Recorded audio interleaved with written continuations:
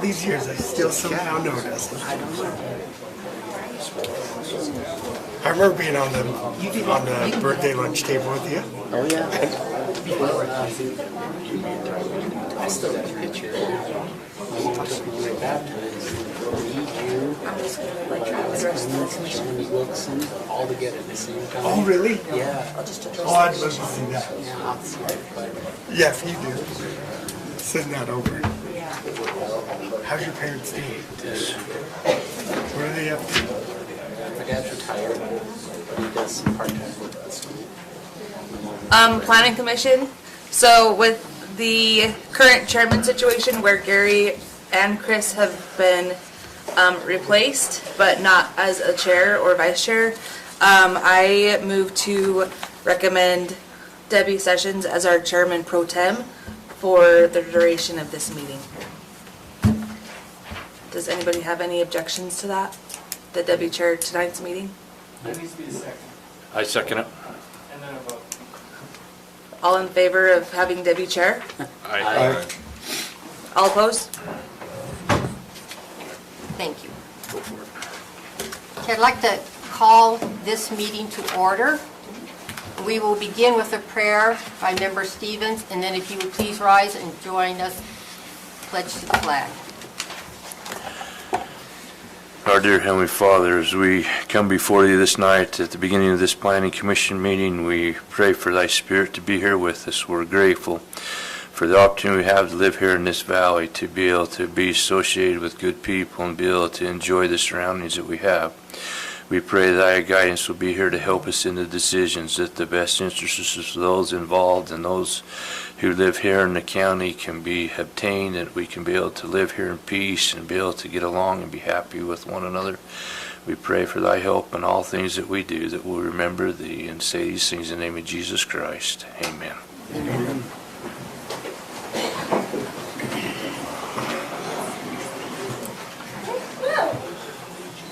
I pledge allegiance to the flag of the United States of America and to the republic for which it stands, one nation, under God, indivisible, with liberty and justice for all.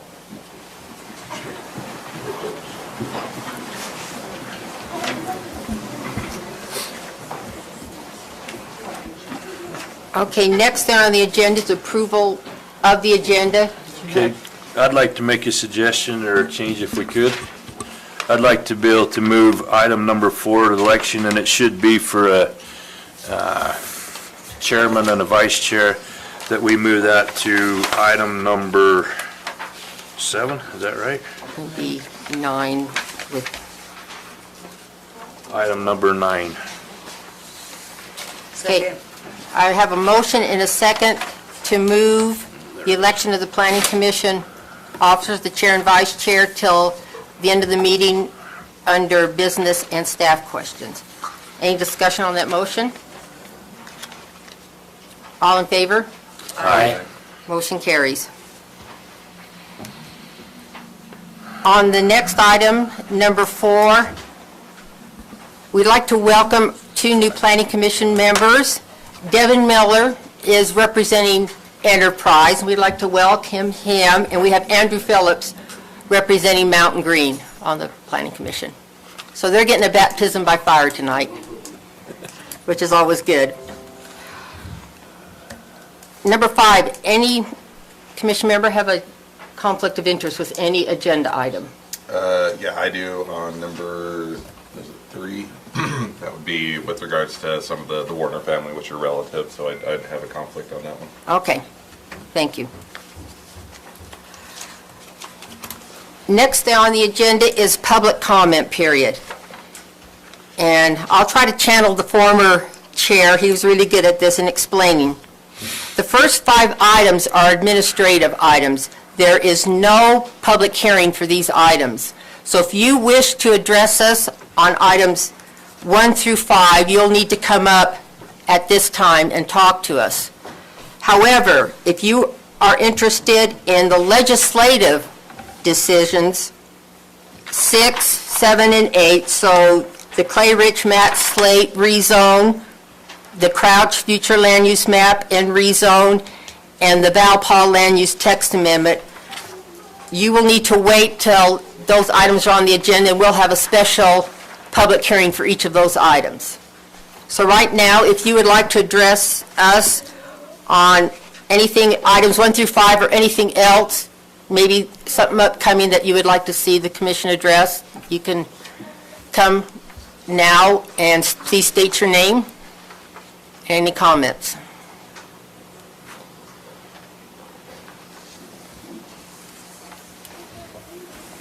I'm Kelly Roundy from Mountain Green, and I don't have a complaint or anything. I wanted to tell you thank you. I saw the new plat, and I'm thrilled about the range. Number 3? That's it. Thank you. Thank you. Well, thank you. Wow. That was nice. Anybody else? Okay, we will move on to agenda item number 1. This is a discussion decision on the Ray Nettleton conditional use permit. Good evening, Madam Chair and members of the Planning Commission. You've seen this item before. It has been continued. I think it came before the Commission November 10th for the first time. It's been 4 times it's been continued. We're asking you to continue it again to May 11. That'll give the applicant time to do, if I'm not mistaken, a site plan with engineer comments from our office and a will serve from Mountain Green Sewer Improvement District. So I think 4 weeks should give the applicant enough time. May 11. Thank you. Okay. Anyone like to make that motion? Madam Chair, I move to postpone item number 1 to our May 11th, 2023 meeting. Do I have a second? I'll second it. Okay, I have a motion and a second. Any discussion? All in favor? Aye. Okay, motion carries. Next is item number 2. This is Blair Gardner Shortfield Landings preliminary plat. It's application number 23.011. Expert Enterprises LLC requests to combine 2 lots identified by the parcel numbers and the serial numbers contained in your staff report into a single lot, and to create 14 condominium units within the buildings located, again, at the parcel number. So again, it's 2 lots being combined into one. It's a combined total acreage of 1 acre plus 1.34 acres, so 2.34 acres. There is a conditional use permit that was issued yesterday for the storage unit. That has a approval rating of C1, and so our office sent that out. I'd like to point out that these aren't condominiums for residential areas. These are commercial flex space condominiums. There were 28 units in the concept plan, but there's only 14 new units right now on this plat. Staff has reviewed this project and finds that it meets all minimum code requirements. There are no fire comments. Mountain Green Fire Department was involved in the construction of the storage units. There haven't been any comments since then. For engineer comments, they're minimal. There are 3 minor comments that will be addressed before recordation of the plat. Staff is recommending approval, and I, along with Josh, can answer any questions that you may have. The applicant is in the audience tonight. Okay. Thank you. Any questions for staff? Yeah, you said there are engineering comments, or there's not? There are. We didn't include it into the staff report, but there's 3 comments from Mark Miller. And what are those? One of the comments was that they needed to show a street cross-section, and then the other 2 were that they needed to show certain easements and right-of-way. There weren't a lot of comments. Those things can be done prior to final plat. The engineer won't sign the plat or the Mylar until those things are shown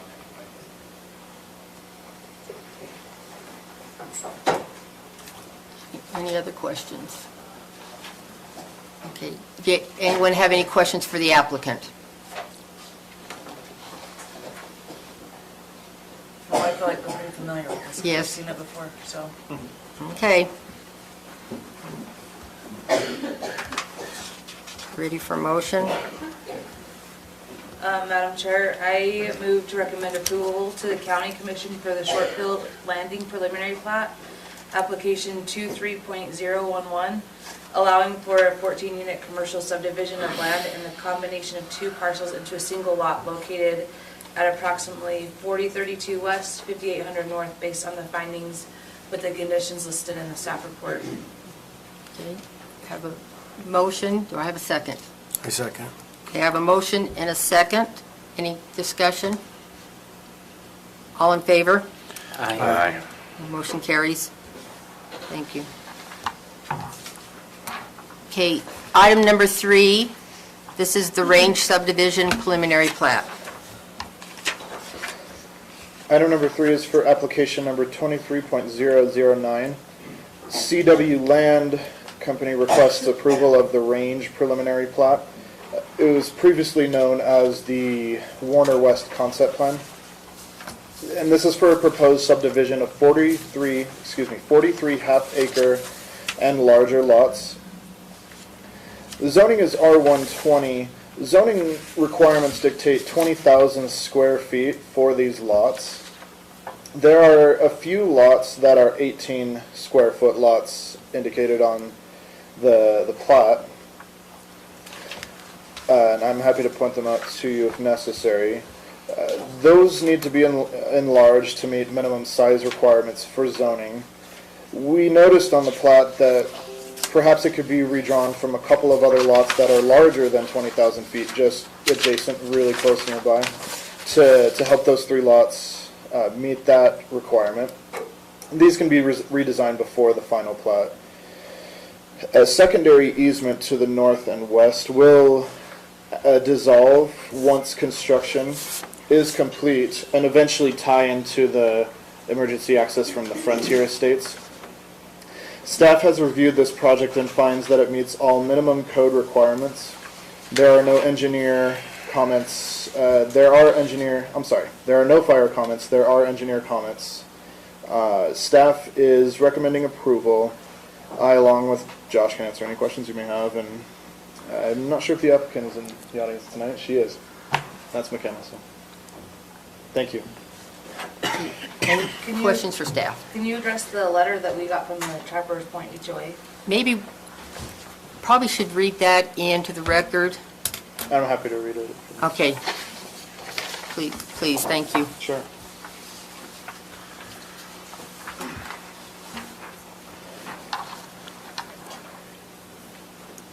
Commissioners, as per our conversation, I am writing to request the discussion for the range development to include dedicating space for a park and/or public facilities. Please refer to our County Code Section 8-12-5, Section C, which addresses community facilities such as parks and recreation areas. The code states that the subdivider may be required to dedicate, grant easements over, or otherwise reserve land for parks, playgrounds, or public ways. It also addresses the impact that the development has on the community. The Trappers Point HOA would ask that this be recorded on the plat for the range development. This will protect our private park and facilities, which we paid for and pay to maintain. The range development has a large number of homes and will share a public road that connects to our subdivision. Having their own facilities will mitigate potential conflicts. Thank you very much. Trappers Point HOA Board. Thank you. Any questions for staff? Yeah, so on their plat, they do have a couple pieces of open space. First of all, is that code correct? And second of all, does that open space meet the code? The open space meets the code because that section isn't mandated. It uses the word may instead of shall. The county commission may request those things, but the developer doesn't have to provide it. So different developments like the Rome, which is guided by a development agreement, that development agreement has established and entitled that property with requirements for open space, trails, connections, and everything else. This property was rezoned to a straight R120 zone, and so we don't have the same we don't have the same teeth, I guess, to require them to put in top lots or whatever. They are proposing open space. You may want to ask the applicant if they're proposing to put in a top lot. That would be up to them.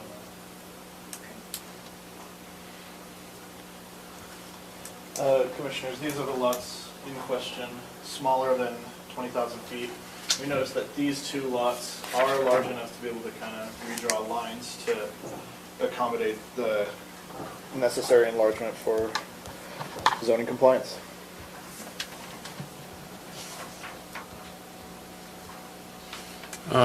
Question about access to whatever that road is, Trappers Loop or Highway, whatever. Is there approval from UDOT with that? They are going through the process of UDOT right now. I sat through at least one meeting with UDOT and the applicant. You might want to discuss with the applicant where they are in that process, but they won't be able to get final plat approval until they get UDOT approval.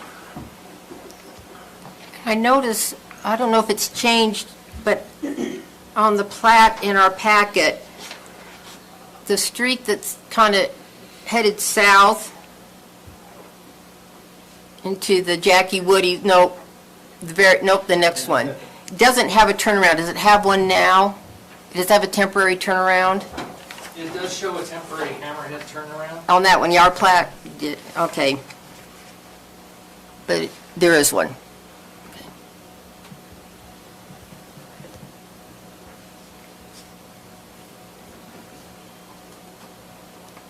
Any more questions? Does there not need to be one on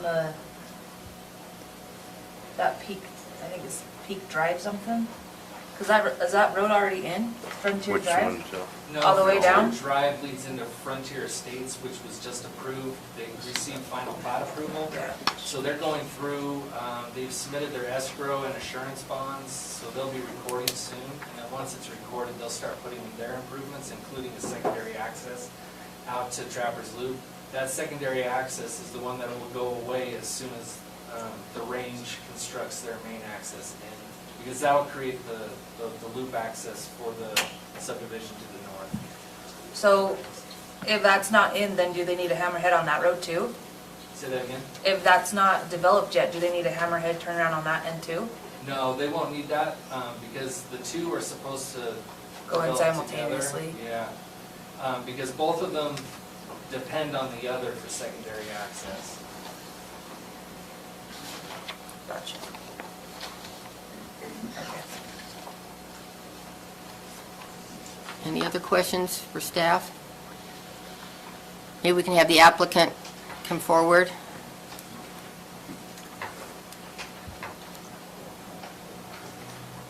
McKenna Christensen with CW Land Co.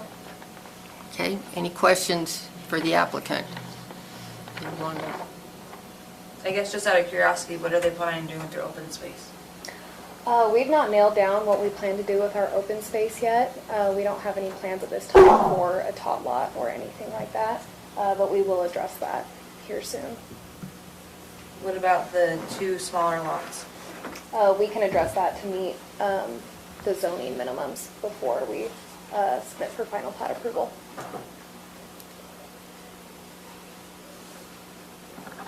Do you want to make a recommendation on the open space, or? Not necessarily. Okay. Like, it's not a have to, so.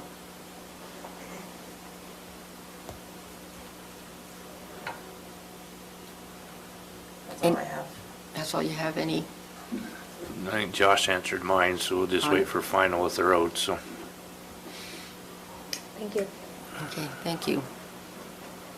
So are we gonna add a condition number 4 to fix those two lots? I already added one in there, that sample one for you. Oh.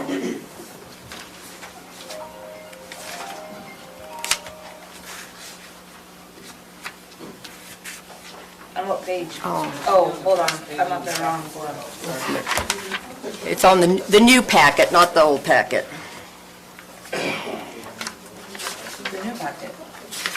This, not the one that was sent in the email, I'm thinking. Yeah, we removed at least one item from the agenda. But you said you put that condition in the sample motion? So, on the first page of this item, I added an additional stipulation that says that all lots Oh, meet on minimum page size. one of the application, got it. I thought Oh, said that you made it as a to the- condition, not as Correct. written in the motion? Yeah, Okay. I added it to the list of conditions. Okay, I thought you meant that you added to the approval with conditions Oh. on the motion. Oh, no, I apologize. Okay. Sorry for the, Oh, no. That's okay. Okay. If there's no more questions, ready for a motion?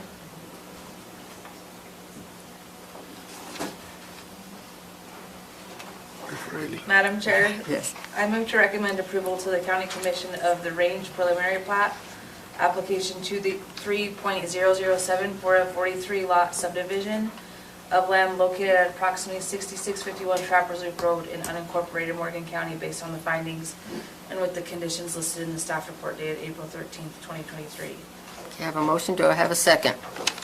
Second. Okay, I have a motion and a second. Any discussion? All in favor? Aye. Any? You're abstaining? Unanimous, one abstention. Got it.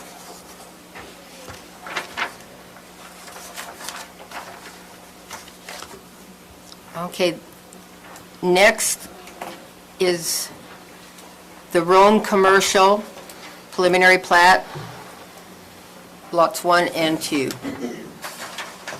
Thank you. This is for application number 23.009. CW Land Co. requests preliminary and final plat approval for the Rome Commercial Preliminary Plat lots 1 and 2, identified by the parcel numbers and serial numbers contained in your staff report. Originally, this application was for 5 commercial lots, but the applicant elected to go with 2 commercial lots. The concept plan, known as the Rome Retail and Office Concept Plan, was approved by the County Commission on November 2nd of last year. Staff has reviewed this project and finds that it meets all minimum code requirements. There are no engineer or fire comments. Staff is recommending approval, and Josh and I are happy to answer any questions you may have. Thank you. Okay, any questions for staff?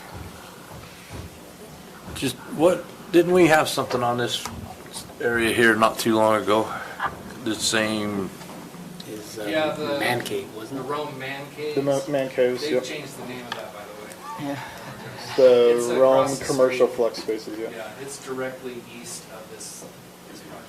so are they gonna come in each time they want to do something for approval with whatever? I mean, how's this working? However, they phased it out, they can come in according to their development agreement. This is one of those projects that has a development agreement that define their entitlement. And so based on that entitlement, they can come in with certain phases how they want to do. They've already done the single family and the Right. townhomes.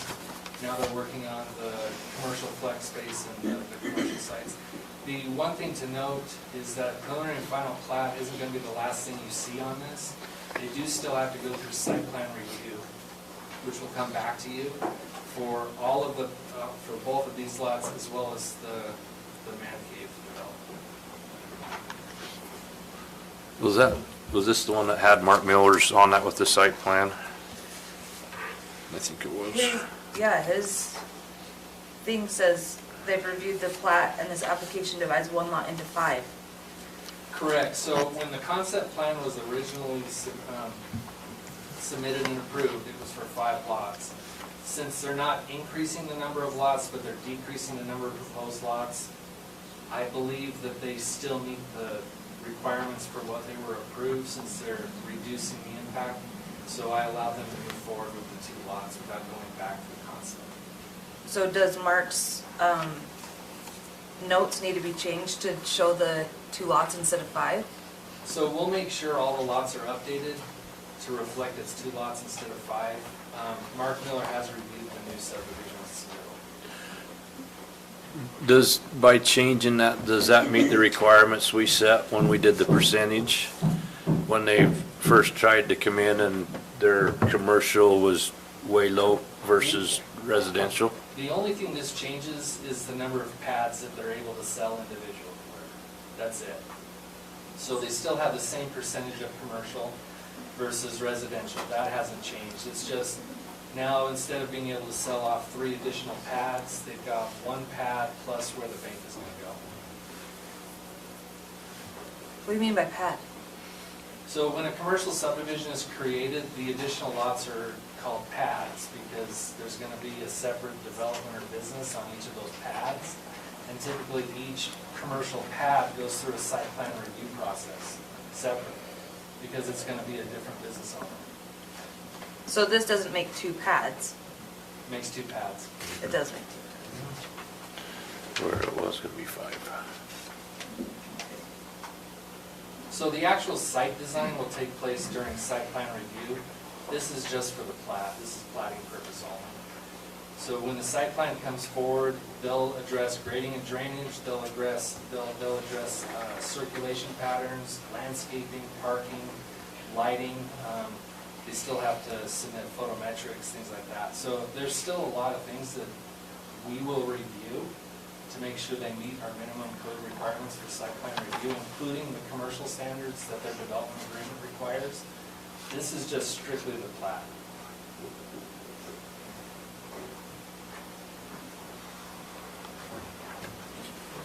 We okay? It's still, the percentage thing still doesn't really make sense, The because percentage thing doesn't change. Still the same The amount of total area space. for commercial is still the total area for commercial.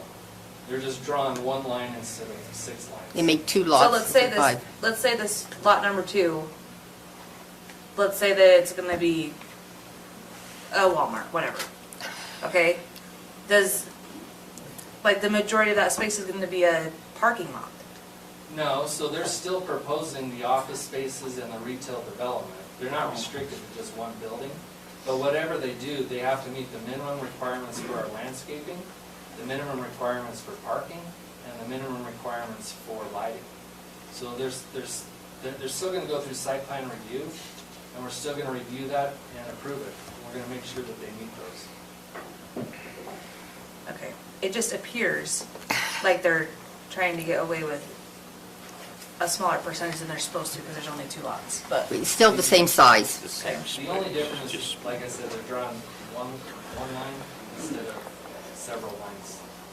Do they have to have less like landscaping or parking or anything where they go from 2 to, or 6 to 2? No, it's based on the total area. So the general landscaping requirements in our code for commercial development is 15% of the total area. And of that 15%, 85% has to be plant material.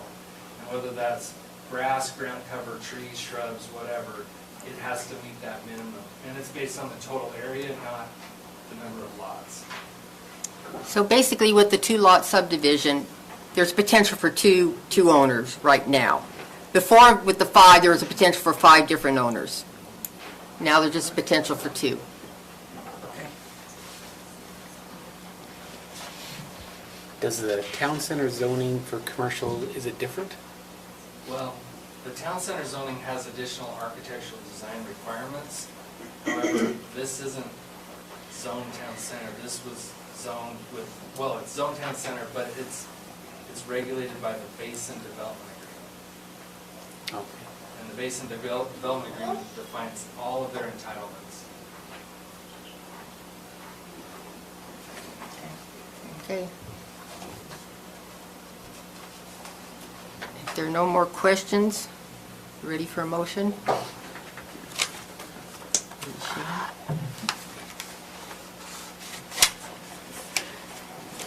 For someone? I move to approve, or make a motion for approval.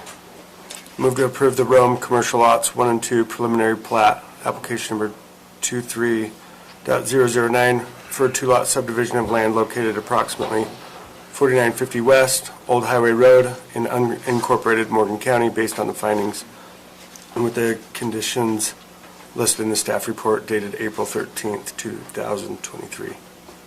Okay, I have a motion. Do I have a second? Second. A motion and a second. Any more discussion? All in favor? Aye. Motion carries. Next, item number 5, Pence subdivision.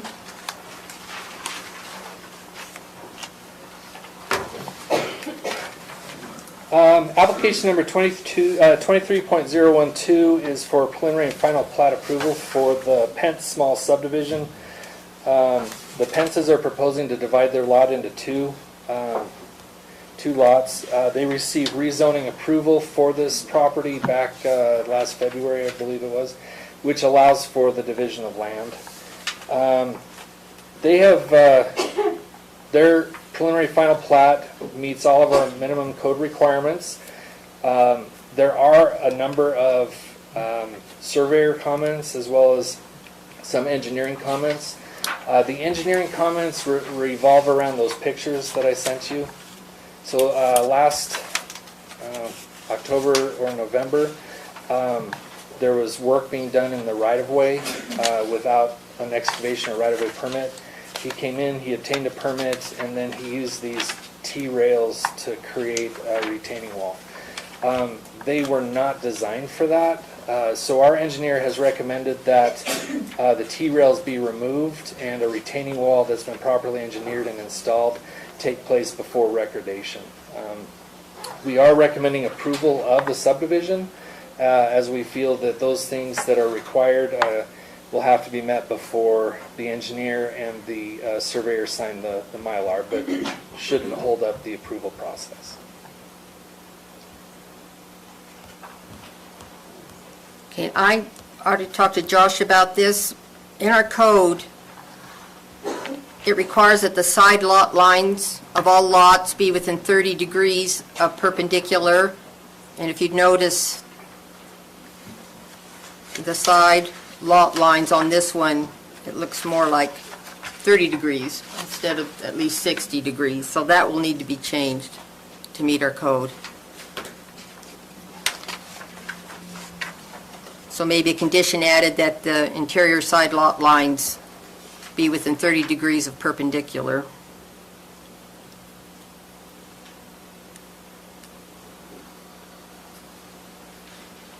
The interior side lot lines, what? Be within 30 degrees of perpendicular to the street.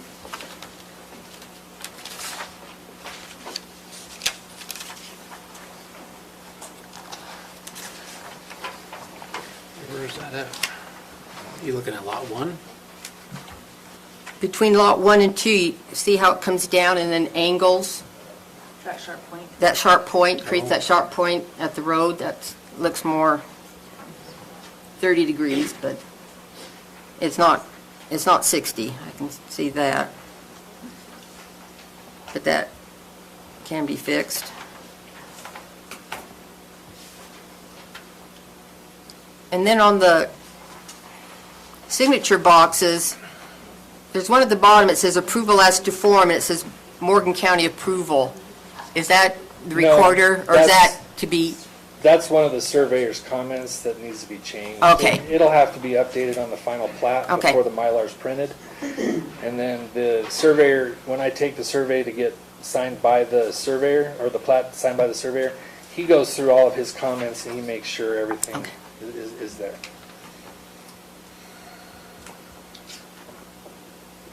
That's a lot of comments. Like, I don't think I've ever seen any surveyor comments That's true. with 16.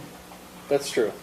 But they can be changed. They'll have to be changed before the Mylars are signed. Before he'll sign off on it. So there's nothing there that should hold up the approval process for the Pences. I'm new to here, but is there a reason why we wouldn't just wait until they fix it before we approve it? If there's major comments that, like the lot sizes just aren't designed correctly, one is way too small, if there's major comments, then yeah, I would require a resubmittal. But if there are comments that are going to be addressed prior to the surveyor signing, or if there are comments that I can have our engineer go out and inspect and regulate and make sure are done correctly, then I don't see why we as a political body should hold up somebody's application waiting for them to, get their engineers, pay extra money up front to get that done. I don't see why we would do that.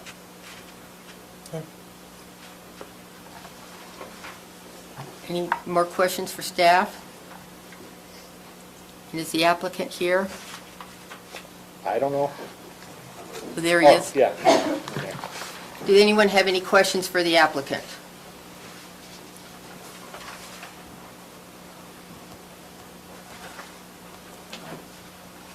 I was just thinking about that line. If it could be fixed, if there's a reason why it made that quick jog.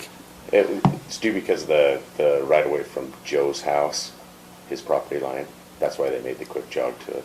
But you could still have an easement over it. Which we have updated the survey. I don't know why it didn't get updated on base camp, but we submitted the updated survey with those comments addressed in there. And the easement is addressed in there, but we didn't change the lot line with But it. that'll need to be changed to meet our code. We can move that Yeah, line. it just, You're saying that it can't be 30%? Or does it needs to be at least 60 degrees Okay. off the road. I'll show you the section. I'll send it to you. Okay. Any other questions? The applicant? Okay, thank you. Okay. If there's no more comments, questions, entertain a motion. Mr. Chairman, I recommend motion for approval of the Pence Small Subdivision Preliminary and Final Plats Application Number 23.012, allowing for a AA lot subdivision of land located at approximately 4,000 North Lost Creek Road based on the findings and with the conditions listed in the staff report dated April 13, 2023. With the one extra condition that the interior side lot lines shall be within 30 degrees of perpendicular to the street. Yeah, but suppose that's addressed, so. Okay. Should we add, Yeah, and it should say 2 lot, not a lot Yeah, on the motion. it's got 2 A's instead of a 2A lot or something, how it's supposed to, but there's the condition to add to it, so we can, yeah. okay, thank you.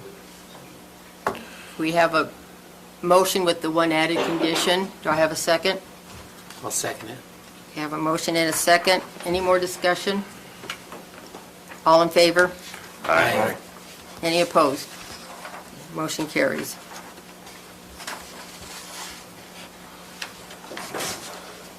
Okay.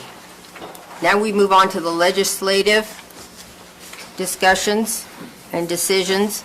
Number 6, Clay Rich, Matt Slate, future land use map amendment and rezone. Thank you. This is for application number 23.005. It's a request to change the future land use designation from agriculture / or rural residential 1 acre minimum to rural residential 5 acre minimum and rezone property from A20 agriculture to RR5 rural residential 5 acre minimum. For a parcel of land identified approximately 1,500 feet south and west of the Line Creek and North Morgan Valley Drive intersection in Milton. I want to quickly point out, so the reason for the split zoning is right, Josh, if you could blow it up. So kind of got a section of RR1 of this piece coming right onto the property. And then our argument for RR, oh wait, was there another one? Another RR1. RR5 is just up here, right across the street from the property. Surrounding neighbors are all RR1 here, rural residential 1 acre minimum. Here we've got some non-conforming lots. So these are 1 acre developments within agriculture zones, shown in the green. A 5 acre lot subdivision is larger than all surrounding neighbors. Sorry, rezone. Staff has reviewed this project and finds that it meets all minimum code requirements. There are no fire or engineer comments. Staff has placed multiple letters on your desk from neighbors in the area that have specifically asked those letters to be placed before you. Our office has received multiple visits from neighbors and received multiple emails and calls, most of which recommend denial for this item. Again, staff is recommending approval. I, along with Josh, can answer any questions you may have, and the applicants are in the audience tonight. Thank you. Okay, any questions for staff? Not at the moment. Okay, I think I recommend going to public hearing first. Before the So applicant? the applicant can then address address comments. comments. Okay, a motion to go into Madam public Chair, I hearing. move to go into public hearing for item, do you want to read those in first? Okay, yes. Madam Chair, I move to go into public comment, or public hearing for item number 6. And then have Shane be the first to comment with comments that he's received. Okay, so I have a motion, do I have a second? I'll second it. I have a motion, a second to go into public hearing. All in favor? Aye. Opposed? Okay, motion carries. Okay, Member Stevens? Okay, I represent the Milton area, and I've received multiple phone calls from a lot of you that are here, and what I'd like to do for just quickly for a minute is go through the items that have been addressed to me, and then we can have, depending on how the chairman would like to work it, but maybe ask you if we've gone through these items, that when you come up that you don't go over them again, and that we know that's what you want, and so we don't have 30 people voicing the same thing. If you have something that's different, then you could express it. But the phone calls that I received, and some of them I think are maybe applicable with the application, some of them are still with feelings that we have, but maybe are not pertinent with what we have to look at as a planning commission, but I will at least mention them for you. The first one is people, and I'll be honest with you, I have not received a phone call yet from anybody in favor of it. So everything that I'm going through is in opposition for this. So they would like to leave the zoning alone. They want it to remain agricultural, that field. People have expressed the desire that they've moved up there because they like what's there and they don't want it to change. There's a big concern about the safety of the road, that it's not wide enough, and especially where the creek actually crosses underneath the road with that it could be tight. So they're worried about safety of kids and people going up and down. There's the concern that it doesn't fit, and it just opens the door for extension of going up into the mountains, has been one that's brought up. The other one that's been brought up with a lot is the water septic one, and I understand the concern with that, but that one's determined by Weber Morgan Health Department. So the Planning Commission, County Commission have no jurisdiction or anything control over that one. That will be totally done through that, so that's kind of hard for us to really address. There's been the concern that there's too many lots, that they'd like to see smaller lots, and that they'd be in favor of it. And then the ultimate one is, and we'll address it in a little bit, but it's the Milton area plan, that it's not in concordance with what the Milton area would like to see happen in that area. So that's the gist of what I've received over the last month or so. Okay, thank you. So anyone can come up now and address the Clay Rich Matt Slate future land use map development and rezone. Okay. Can you please state your name? Hello, I'm Eric Jensen, and I am going to, you said not to mention anything that you just went through, but I am going to mention the road. Because the road is just barely wide enough for 2 vehicles to pass during the summertime. During the winter, it turns into single lane travel. I mean, people have to duck into a driveway to let somebody else pass, especially at that bridge. The bridge has sloughed off on one side, creating a gap between the railing and the asphalt that's large enough for an adult to slip and fall through. You know, that doesn't meet any safety standard there, but it's good enough for Line Creek. You know, the road's been, hasn't had anything major done to it in over 40 years. It's completely, you know, I walked it, counted 56 potholes, and that was prior to the last meeting. There's more now. And those were all over 10 inches round. So, this road was sufficient when it was constructed with mostly agriculture and just home traffic. Now we've got FedEx, we've got Amazon, we've got Home Depot, huh, Ben? The Home Depot truck turned around in my yard, crushed my sprinkler valve box because there's no public turnaround on this road. Ben and Shaylee woke us up one night last summer, telling us our power pole was on fire, lightning storm.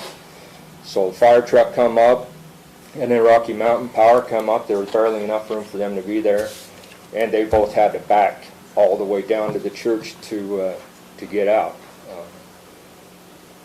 If that fire truck had to respond to a meeting, that would have been time lost. You know, they could have saved somebody or whatever. The other thing is, anytime somebody's doing an asphalt project, a cement project, the whole road's blocked. I've had people driving around my mailbox to get up the road because the cement truck's blocking the road. So I feel that as a planning commission, there should be absolutely no approval for any growth or zoning changes up Line Creek until the problems with the road are addressed. We need, and one of those being a public turnaround that's sufficient for a tractor trailer rig, so we don't have to worry about them turning around in our own yards and driveways. So appreciate you letting me comment. Thanks.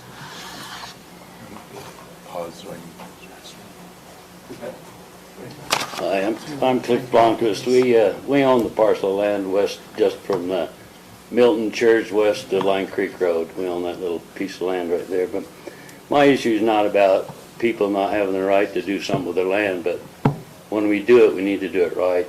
I looked at this map right here. I don't know if any of you have actually went and took a site visit to see what this property looks like.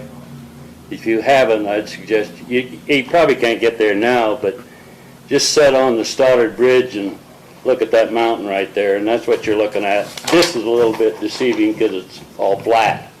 This land with no contour lines on it, or you don't have the concept of what the steepness is of this. The other issue's been brought up. You've talked about the road from Line Creek going west has been, we didn't have to have speed bumps because the traffic, it was low maintenance. The county, they didn't do a lot with it, and so we've enjoyed not a lot of traffic. But before you made any decisions, it would behoove you to go up and really take a look at this site before you, because with this site plan doesn't really reflect what is there. I don't know if you know where Lowell Meekum's old home is, but that's about where, as he mentioned, the road from the river from Line Creek going west is a big issue. So I just hope that you would take a look at these things before you make a decision to send it on any farther, because it has got some real, in your packet I did address the technical side of this, about addressing the environmental side of it, because you do have Line Creek running down there, and it supplies all the watershed issues and all those things that go with it. So I just hope that you would take a hard look at this before you just send it on. Thank you.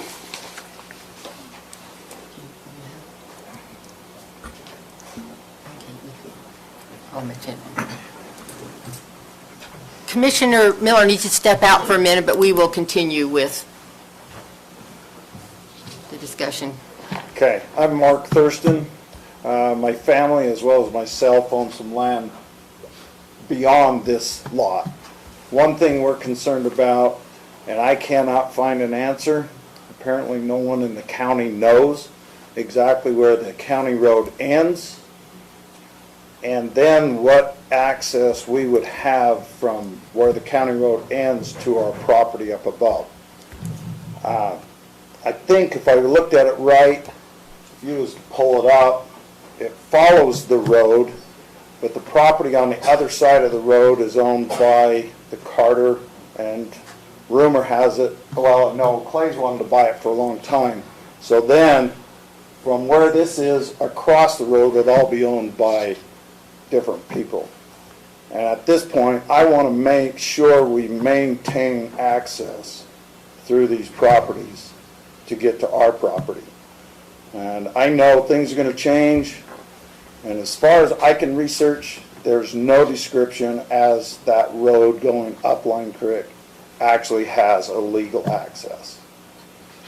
And so our concern is, as this maybe this land on this side, bought by the same person on the other side, they could actually deny access for the rest of the landowners without having to go to court to get access.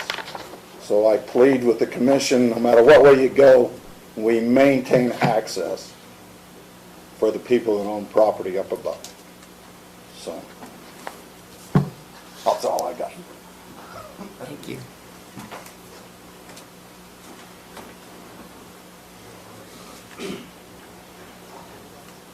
Anyone else?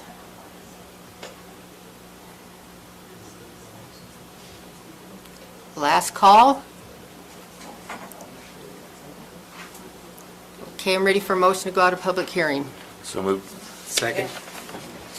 Okay, I have a motion and a second. We'll give it, who seconded? Steve? Hey, or Dustin?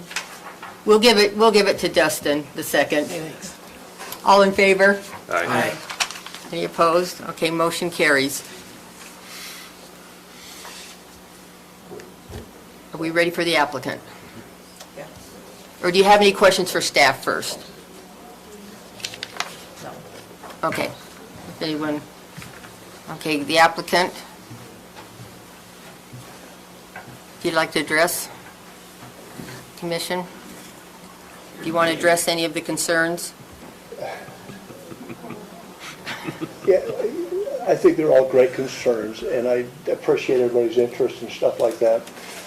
I've been trying to buy the property forever. It belonged to Arlen Meekum. My aunt inherited the property. I've been leasing and running it since. They don't want to sell the whole thing. They did want to sell, a couple of members of the family wanted to get out, so I bought part of the property from them. They kept the field side, I took the hill side. I like the hill side better than the field side. They're putting their property into a land trust. They have no intention of doing any development. It belongs to 4 families, and they're going to lock it down so that there won't be any development.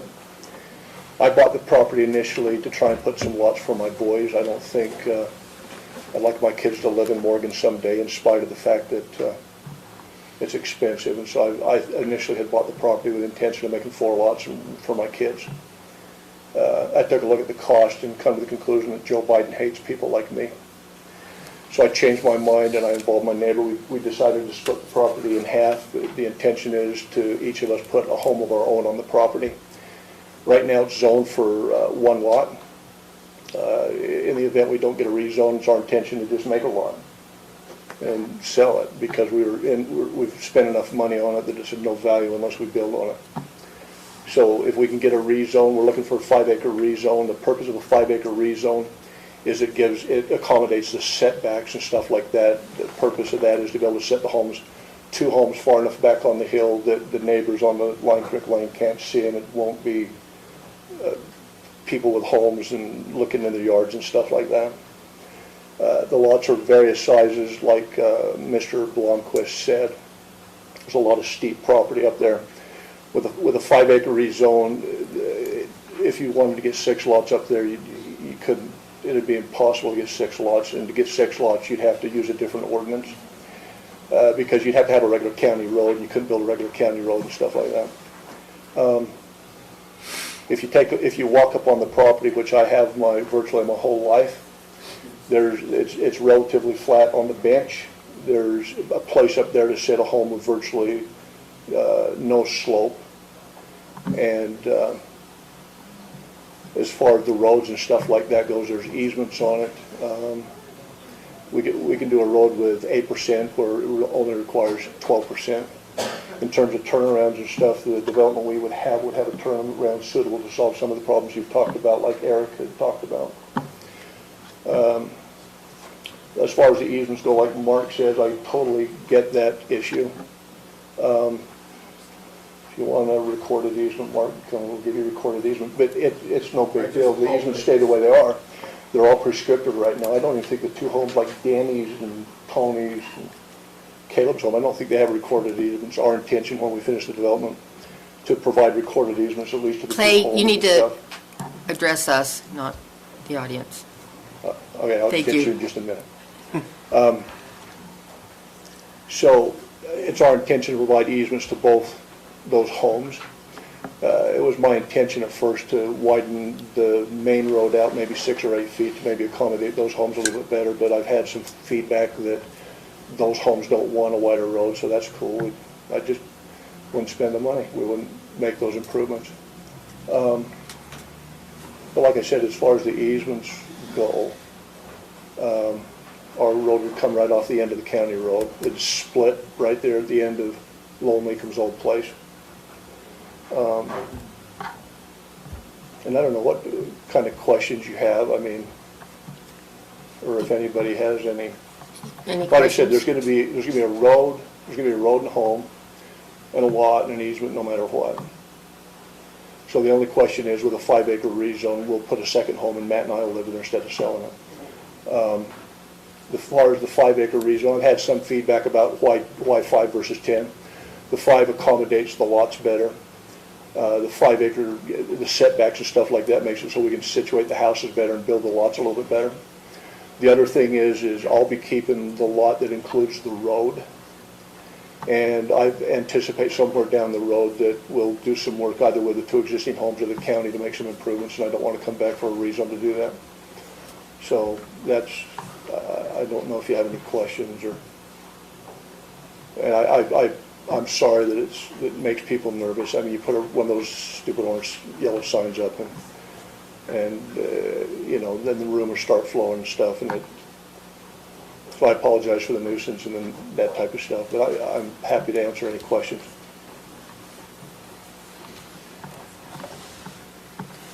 Any questions for the applicant?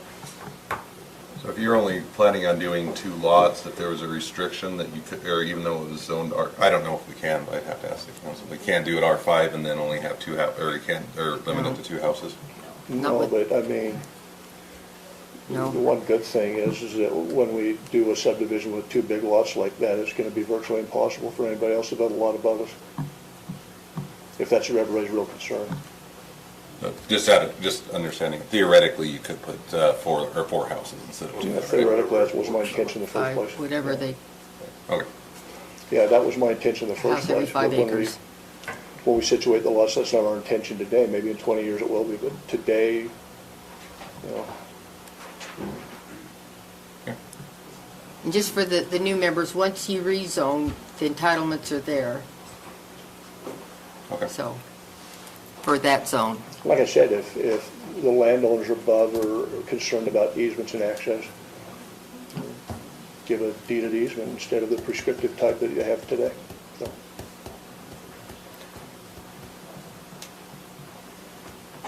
Okay. Okay, thank you, Clay. Any more questions for staff? Just one, did we get the parcel numbers taken care of the right way for the right piece? Yeah, we re-noticed everything and changed the parcel numbers to update it to what's actually on record, as opposed to what was on the map they provided. Okay, a lot of questions on the road. So that road is substandard, but typically the chicken and the egg discussion, development typically brings additional infrastructure. If they were to develop this property further beyond the 2 lots, they would be looking at putting in infrastructure in order to provide frontage for each of the lots that they're proposing. And in my experience, you typically subtract 25 to 35% of a gross lot in order to find what the net developable area is. So you have 30 acres here, a lot of it's steep slope. Our code prohibits any development on 25% slopes altogether. So even if we just look at the flat map and we leave the slope issue out of it, and you subtract 35% out, which would be probably close to what they'd need to do if they were going to put in four lots or whatnot, that's 35% of the gross area, which reduces the total developable area to about 19 acres. And 19 acres can only be divided into 3. So I would see that they could probably only get 3 or 4 lots. I mean, if they get an engineer that can design it where they can reduce it by 25% as opposed to 35%, then you'd probably be able to get 4 out of it total. But looking at a total lot like that doesn't tell you how many lots they can really get out of it. You have to subtract the infrastructure. And the infrastructure for public road includes curb, gutter, sidewalk, and 60-foot right-of-way, detached sidewalks. It's pretty expensive. And it would have to go into a cul-de-sac turnaround wide enough for fire trucks to turn around. So the turnaround that they've got planned really does solve the problem of emergency vehicles that isn't there currently? Yeah, the proposed cul-de-sac is not there. In fact, they're going into the 30-acre lot to put that 60-foot right-of-way in there, along with that cul-de-sac turnaround. So it would solve a lot of the access issues that have been addressed. Okay, for me, the road is not an issue because you guys just got done with an area plan review, and none of this came up in the area. Like, the area does not want this. So here's my things, okay? It's not in the current area plan. It's not in the future land use map like this. It's not in the area plan that they just reviewed that we have not adopted yet. We can, technically can't even mention that because it's the future land use map we haven't adopted. well, but the list of people that live in that area that would have a say. But it's not So, adopted.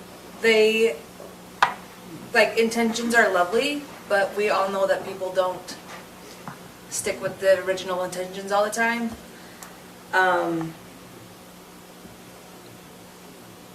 And I understand that there's 2 lots here, but again, if there's 2 lots and we're rezoning it to RR5, that's obviously a lot more potential for more than 2 lots.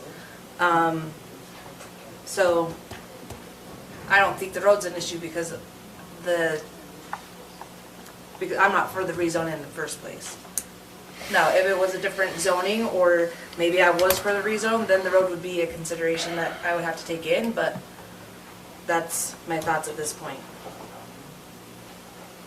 Do we know how much of that land, what the slope is? It's fairly steep. I Like, honestly, I've driven out there and looked at it. right, so after entitlement, they didn't have to provide that map. That was a courtesy.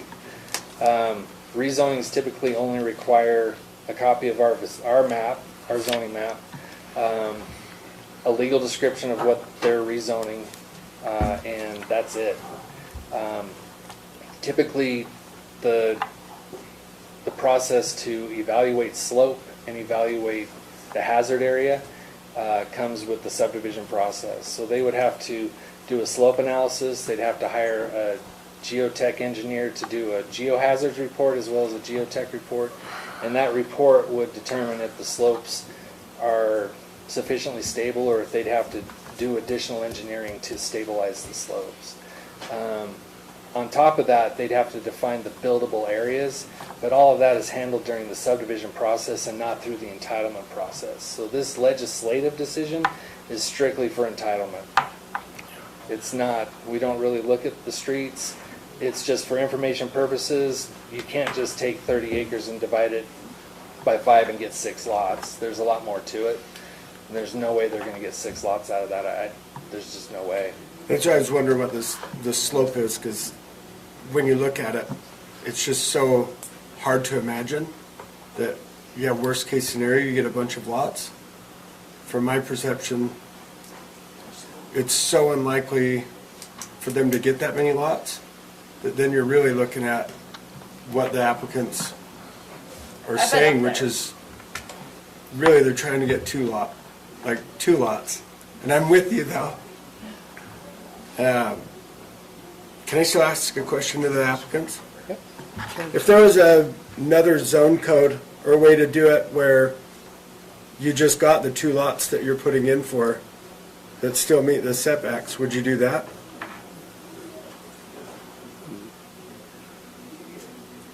First of all, the lots aren't gonna be 15 acres apiece. Can you stand up so that the mic can pick you up? What's that? Stand up so the mic can pick you up. Yeah, Thank you. You know, we thought about the 10 acres. The 10 acres doesn't work all that well. And quite honestly, we don't think there's that much difference between a 10 and a 5 acre lot, because it's just as easy to come back in for a rezone after you have 10 acres. Once again, it's a setback issue, and for the lot that sits on the road, it's gonna be a smaller lot. I still want the flexibility on the lot on keep to work with the homeowners that exist in the county in the future if they want to, without coming back and doing a rezone. And the setbacks as well. So in thinking about building envelopes and putting those homes far enough back on the hill that the people who live on Line Creek Lane aren't looking at somebody's back porch, the setbacks in the 5 acre just makes a better development, to be quite honest with you. The setbacks in the 5 acre rezone makes a better looking development. It makes it more accommodating, makes the roads, makes the lots, makes the whole thing more doable. So, the answer is I don't, you know, like if we went to a 10 acre rezone, we could make it work, but that doesn't, you know, I guess you just, for the sake, you're just gonna have to trust the fact that we're gonna say we're gonna do 2 lots. If we was a liar, I'd tell you. So,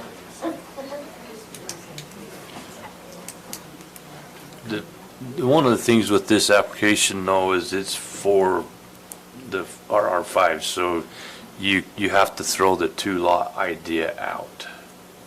There is the potential to have them, whatever, we don't know until they go through all the process, what actually they can have. You're just giving them the right, as Josh is saying, to have, you know, a house per 5 acres by the time you take that. So you really don't know, I don't think. so the other thing Until is they go there's through. 2 easements on the lot. There's a water line easement and there's the road easement, so there's a good share of this property where if you wanted to put a home, you couldn't put a home, because when they put the pipeline in, they ruined the best piece of property on the whole piece of ground. They ran the pipeline through the only piece of property that you could have built on at the time. So there's probably 5 acres of what would have otherwise been buildable that's got easements on it already.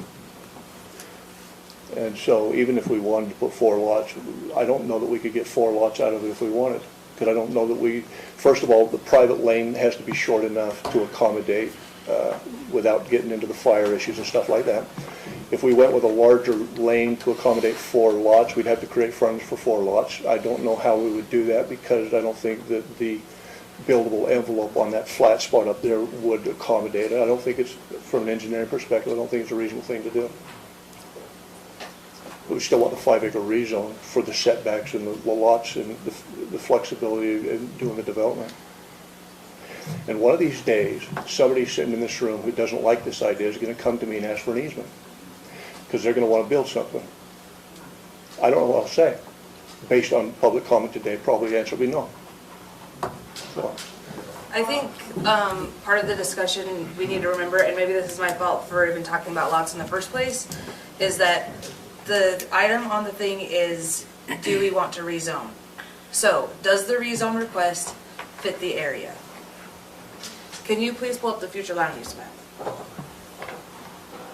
So, based on the future land use map, 5 acre lots do not fit in that area. so So let me it's just, not let about me the just say, lots, it's about the current But there's- zoning. so let me just 5 say acre something when you're lots talking across about, the street. Just a minute. Go ahead. There's 5 acre lots across the street, No, they're not across the street, they're like, Across Morgan Valley Drive. Morgan Valley Drive. yeah. so this property was at one time in a future land use map for an R5 zone. At one time, the people of Milton did want R5 zoning there. People changed their mind. Like I said, when I sat on the planning commission, that whole piece was R5 in the future land use map, and I don't know when it got changed, but that's what it used to be, was an R5. And that's what people in Milton did want at one time. Yeah, the future land use map just kind of extends the R1 zone up the road a little bit as compared to what the actual zone is right now. That You mean future up land use. Lion Creek? Yep, Yeah. that's what it's recommending, the future land use map, yes. But that just goes up to basically Oliver's. If you take Yeah, it takes a little look bit at of- the value of the future land use map, the future land use map shows that Danny Oliver's house is at half in R1 and half in an A20. It shows that 4 or 5 of those lots sit in split zones, so the future land use map is nice, but it's not perfect. Any more Yeah. questions for the applicant? Okay, yeah, you can, thank you, Clay. I got one question for staff, just on roads, about, I can't remember how far we can go before we have to have a secondary access. 1,000 feet, 750 now. 750. So Tell the our fire code doesn't department. address secondary access at all. It talks about dead-end streets. The dead-end streets are allowed to be 750 feet without additional approvals. Those streets can be extended beyond 750 feet with the recommendation of approval from the fire department and approval by the county commission. So if they were proposing a dead-end street that was greater than 750 feet, you would not be the approving body for that small subdivision. It would actually go to county commission for approval after a recommendation from you as well. So that said, just as a reminder, general plan in Morgan County is discretionary. It is not a mandated document. It is to be used as a guideline, but technically it is discretionary. That's how the state statute views general plans that are not mandated. And one of the things that the planning commission's always tried to adhere to is what the future land is, though, and what the people want. It's a hard when you got friends on both sides of the issue, of what to do. But we've always tried to hold to that and keep us from getting into the trouble and stay with what the people want, because that's who we represent. How long ago did that subdivision across Morgan Valley Drive go in? With the 5-acre lots? It's not Do you know? subdivision. It's just, there's just that Oh, the little approval, I'm section, sorry. that little section there, this RR5.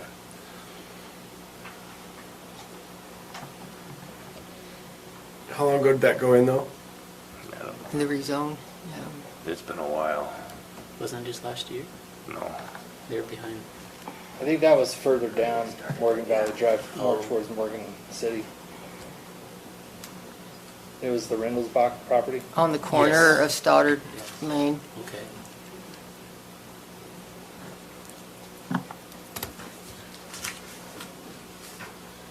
Okay. Sorry, is the E.H. Meekum FPT, is that a house or is that just an outbuilding? It's a garage. So it'd basically take it, if you were to rezone it, it would take it from 5 current buildings, or it looks like 6, up to almost double. Because you'd have RR5 and then you'd have the second lot right there. So is that 6, is that how I read it? This would be RR5, so that'd be 4, oh, it'd be 5 lots. At Is that the- right? At the Well- most, but we don't know. It could be up to 5 lots, I guess is my question. On Well, perfect technically, it condition. could be up to 6 lots if they're able to meet all the infrastructure requirements, slope requirements, and all the other requirements in our code. If they're, Because you have to subtract that out of the total acreage before you can even start to calculate how many lots. I mean, Warner West, which was the range, their concept plan proposed 53 lots. And I remember standing here telling the planning commission, the county commission, there's no way they're gonna get 53 lots. Because they didn't subtract all the infrastructure requirements and the wetland. Well, they came back with 43 lots. It's because you have to add in you have to subtract the infrastructure and everything else that they have to put in order to meet the minimum requirements of our code before you can even start to calculate how many lots you're gonna get. And a rule of thumb that I've found over the 23 years of planning is 35%. That's roughly what you subtract. Unless we do have a flexible subdivision ordinance come into play and they could cluster the homes. So the county commission asked me to bring forward a new zoning district called a planned community district. The planned community district would allow a property owner or developer who has 5 acres or more to propose this zoning district. This zoning district would allow them to tailor their zoning to what they want. In this case, they would say, we want two lots. The setbacks would be X, Y, and Z. Lot coverage would be X. And in return, we'll cluster it here, and the county will get X amount of open space. And it's kind of a give and take negotiation between the property owner, developer, and the planning commission, county commission. That hasn't been approved yet, but it'll probably be in play by the end of June.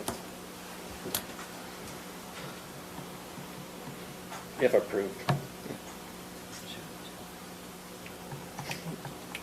Okay, I was going to say, any more questions for staff?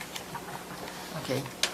Member Bass? Madam Chairman, I move to postpone item number 6 indefinitely. I would recommend you don't postpone it indefinitely. That's a soft denial, so you might as well just deny it. Well, but we are recommending for the county commission to deny it. Right, so. We don't want it if to you move to the county recommend that commission. it be tabled indefinitely, you're recommending denial. That's a denial. But it's a denial by us, not a chance for the county commission. No, you're a recommendation body only. So whatever recommendation you forward is what the county commission will hear. Okay, that's what I wanted to hear. To postpone it indefinitely? Okay. So sorry, I'm slightly Okay. confused. If you postpone it indefinitely, does it go to the county commission? No, or it does kills not? it. It kills it right No, here. So there's a couple ways you can kill an application. You cannot kill a legislative application regardless of what you do. It always goes to the county commission for final approval or denial. A recommendation to table indefinitely is just a denial. And it's kind of nebulous because our code says that if an application is denied, they can't bring back the same application within 2 years. But if you're not denying it and you're just tabling it indefinitely, then technically you haven't officially denied it, it's just a soft denial. Because it'll never come back to be heard again. So you technically, it's a denial, but it's not a denial. So in the sense of That our doesn't code. make sense. So I still just, my simple question is if we were to soft or indefinitely postpone it, does the county commission look at it or don't they? No, they will always look at it. You have no denial power at all. You can recommend it, you can recommend anything. You can recommend that they rezone it to something else. You can recommend that R5 is not applicable here, that you would rather rezone it to something else, that would be more applicable, or you could recommend denial. Those recommendations will go to county commission. They will take your recommendation into thought, and then they will make a determination. And that will be a public hearing as well. So you And that- make a recommendation only. And that's just for legislative. That's just for legislative. Administrative, we could do that to ourselves, but Yes, but then you run the risk of liability and bringing the county into lawsuit, because as long as they've checked all the boxes of an administrative item, it cannot be denied by state statute.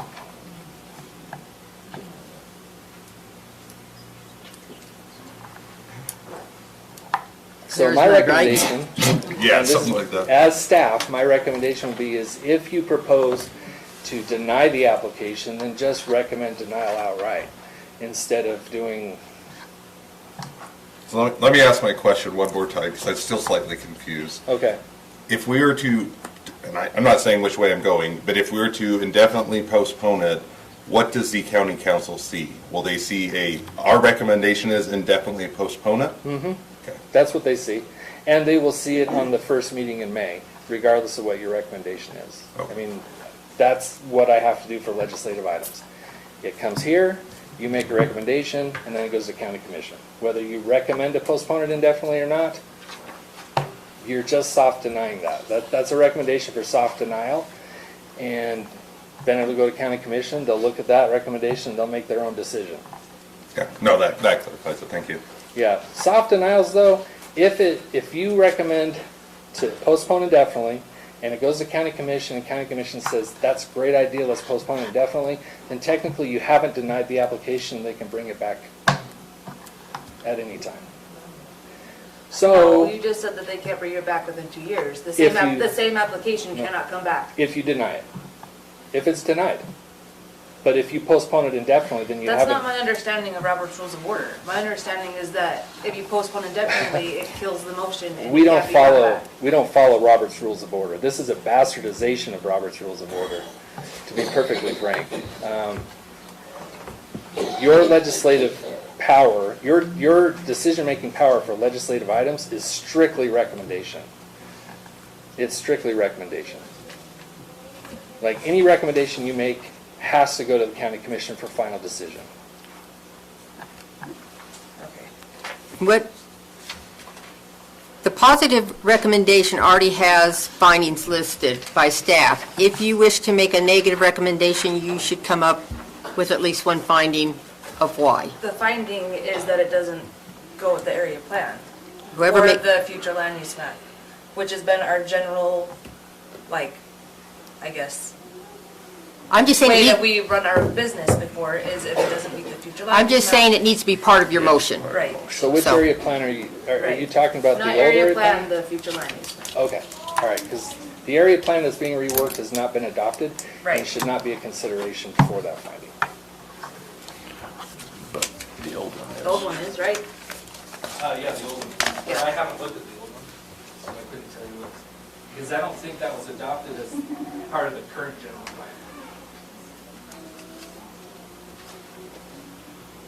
Okay, then Withdraw do I your need, motion. I need to withdraw my motion. So Madam Chair, I move to withdraw the postponement indefinitely. Okay, All right, withdrawn. I move to recommend a motion for negative recommendation for the county commission for the Rich Rezone Map Amendment, application number 23.005, changing 30.49 acres from A20 to RR1, or A20 and RR1 to RR5, based on, well, not really based on the findings of the staff report, but the additional finding that it does not meet the future land use map or the current area plan. And put the road in too. Does that need to go in if it's, and the road? Okay, I have a motion to recommend denial. Do I have a second? Second. Do you have a second? Any discussion? I'm just curious, you've got all these homes along Line Creek Road that are much, much smaller. You look at that map, way smaller density. And in the area, these would be way larger. So doesn't that fit with the general plan that you are protecting and creating rural space? And then also at the same time, killing another bird with the same stone, which is you're improving the life safety measures by adding the turnaround for fire trucks and adding turnaround for, one of them mentioned Amazon, Home Depot, whatever.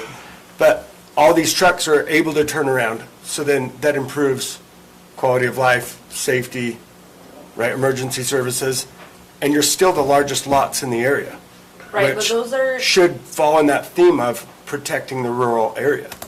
those discussions happen after the rezone. So we basically say, does this rezone fit the area, regardless of roads, regardless of lots, Turnarounds. regardless of turnarounds? Does the rezone meet the area? And in this case, the answer is no, based on the future land use map. I just see that so different because if I'm looking at that map, even if they got all of the lots that they were wanting, which if we've driven up there and looked at the property, we all know it's impossible for them to get 5 lots up there, right? That's not rocket science. So if we look at that and they get these big lots and I look at that map, it absolutely looks like it fits in the area and with the general plan, which is to protect open space, have larger lots that coincide with, agricultural living. You're going to have the biggest lots in the area right there, which, Unless they approve the clustering, right? unless they approve the clustering. So if you wait and the county council does allow them to do their own plan in June, where, then the potential winds up even worse, doesn't it?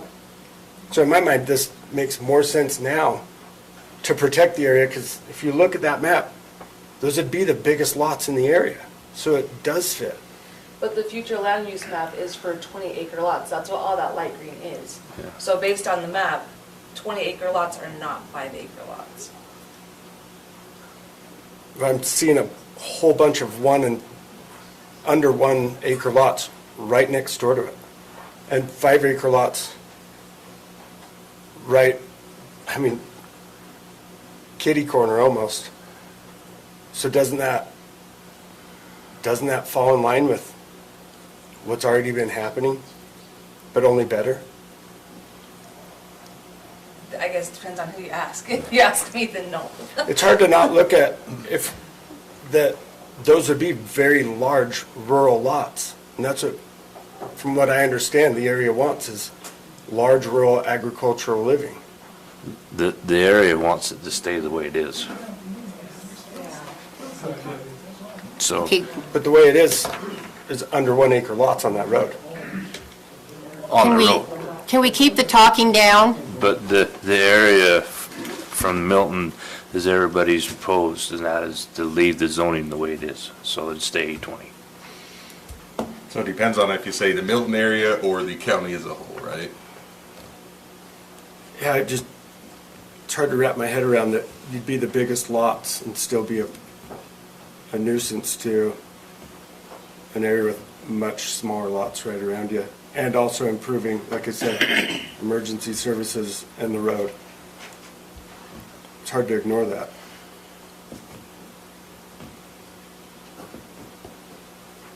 That's all. You ready for the vote then? Okay, we have a motion to recommend denial and a second. All in favor of recommending denial, say aye. Aye.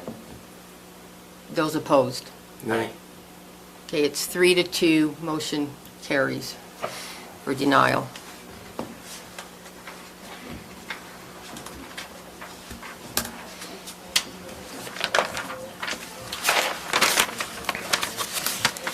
Okay, thank you. The next item on the agenda is the Crouch Future Land Use Map Amendment and Rezone. We'll wait a minute while allowing those to leave that wish to leave right now.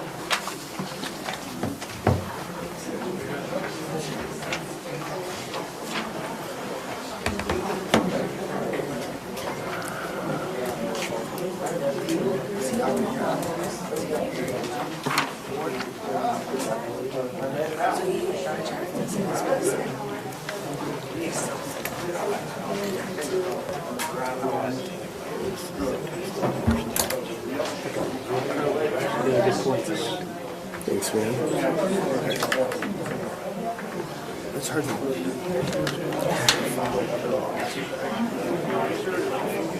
to see. You don't want change. You can't stop changing. I'm looking at that map, seeing change. But yet you're saying you don't want change.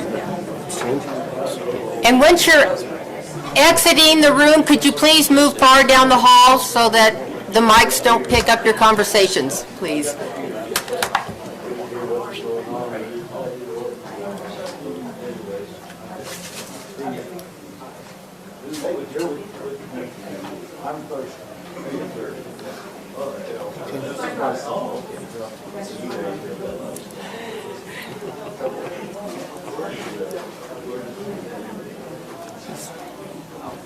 He's getting Where's Tina? She's right there. her key got taken.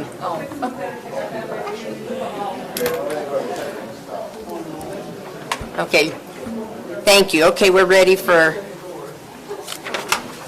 Item number 7.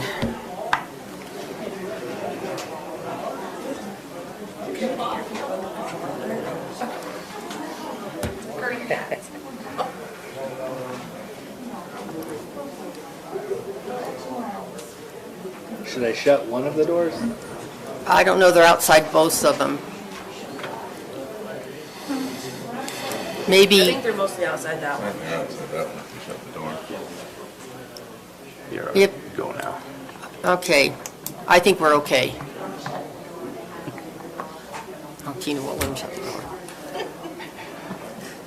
There's at least one open.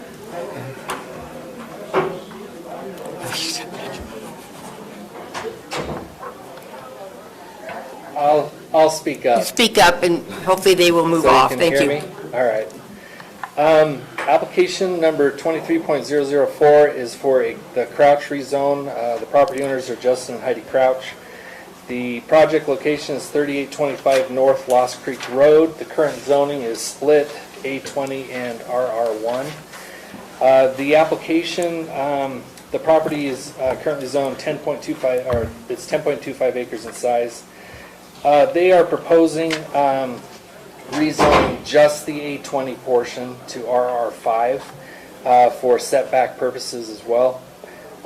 We have reviewed the application and looked at the general plan. We believe that rezone to 5 acres on this property to for the setback purposes to split it in two meets the intent of the general plan and would allow the property owners a little bit more freedom on how they divide the property. With that, we are recommending approval, and if you have any questions, I can answer them.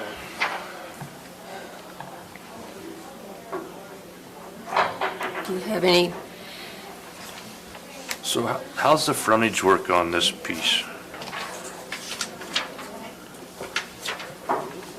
What do you mean? How much frontage is along there? They have enough in the 1 acre zone. They have over 400 feet for the 2 lots. Is all they could ever get. So this rezone doesn't change anything other than setbacks.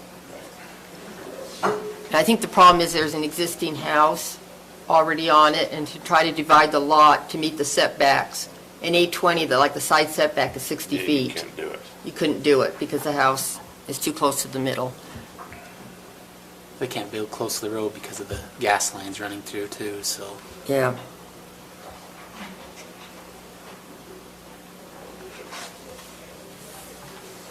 So any questions for staff?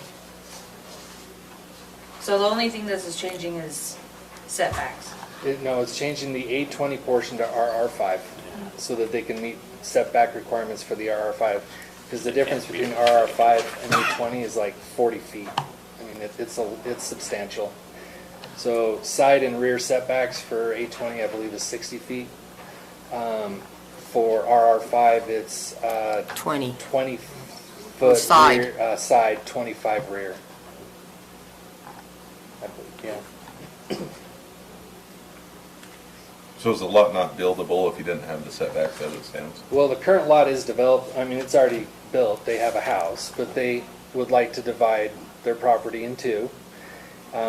Again, general plan is discretionary, you look at the property, they already have RR1 entitlements, they've got 108,000 square feet within the RR1 area. But our code says that the setbacks for the structure are measured within the zone that they are located in. And so if they built the house in the RR1 area and they divided it, they could probably go through a subdivision without rezoning. However, if there are utilities and gas lines already in that section, then there's easements on top of that that can't be encroached within. And so they have to build outside of that. So if the house is built outside of that in the 820, then they're looking at the 60-foot setbacks as opposed to the RR1 setbacks. And so they are requesting rezoning to the RR5 for the agriculture portion on the property.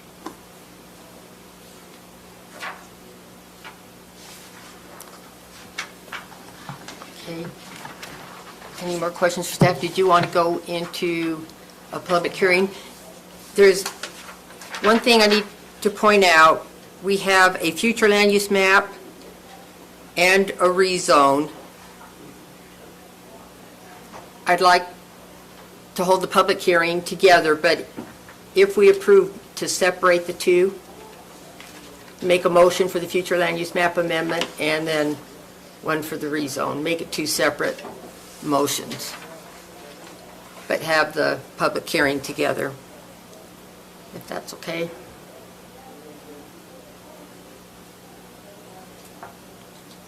Maybe we can have Jeremy maybe kind of separate the map, retype up some motions as we go. Because we will also need to change the acreage from the 10.25 to 7.8 and then remove the RR1. We're not changing that zone. It's just from A20 to RR5. They don't want to lose their RR1 entitlement. I'm just going off the original motion. Where did you come up with the 7? They did a survey, and it's in the, it's like on page 8 of this application. And it's 7.8 acres Oh, at the bottom. at the bottom. Where is that? Oh, on that.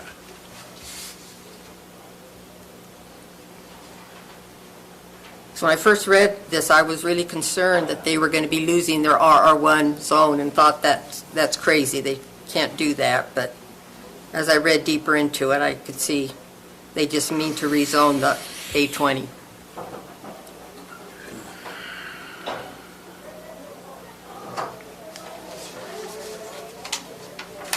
So what part, okay, let's go, Madam Chair, I move to go into public hearing for item number 7. Okay, I have a motion to go into public hearing. Is there a second? A second. I have a second. All in favor? Aye. Aye. Okay, motion carries. Now's the time, if anyone would like to speak on this future land use map amendment and rezone. Madam Chair, I move to go out of public hearing for item number 7. Motion, is there a second? Second. Second by Member Stevens. All in favor? Aye. Aye. Any opposed? Okay, motion carries.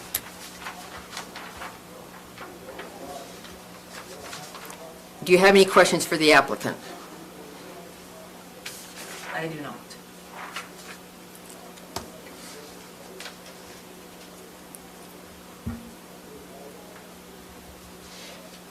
Okay. Any more discussion? And I don't know if you want to type the whole motion, or if Mikhail will be able to probably get it, because we're going to split the motions, but, I just have a question about the 7.8, why we're changing it from 10.25. because 10 And point, where at that, what point we do that? right at the motion. Because the 10.25 included the RR1, and we don't want to rezone that. Oh, so, okay. So we're subtracting the RR1 acreage to Yes. just rezone The the A. A20. Yeah. Okay. That's why the 2 motions. That, yeah, we need 2 motions. First for the future land use map. So that will go with the rezone motion. That will go with the rezone motion. We probably need to make sure that the future land use map amendment is just changing the A20 to RR5 and not the RR1.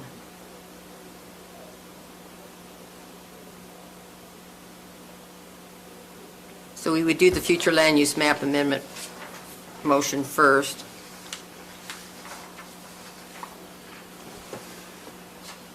All right, Madam Chair, I'll give it a try here. Okay? I move forward with a positive recommendation to the County Commission for the Crouch Future Land Use Map Amendment, application 23.004, changing 7.8 acres from A20 to RR5 based on the findings listed in the staff report dated April 13th, 2023. Perfect. I have a motion I have a second. Second. Okay, I'll give that to Member Stevens. Any discussion on that? All in favor? Aye. Any opposed? Okay, motion carries. All right, Madam Chair, I move that we move forward with a positive recommendation to the County Commission for for the Crouch rezone map amendment, application 23.004, changing 7.8 acres from RR, No. no, from A20 to RR5 based on the findings listed in the staff report dated April 13th, 2023. Do I have a motion? Do I have a second? Second.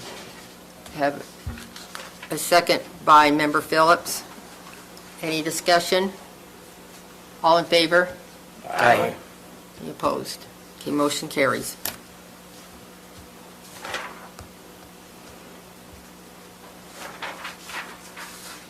Okay, we're on to number 8, Valpal Land Use Text Amendment.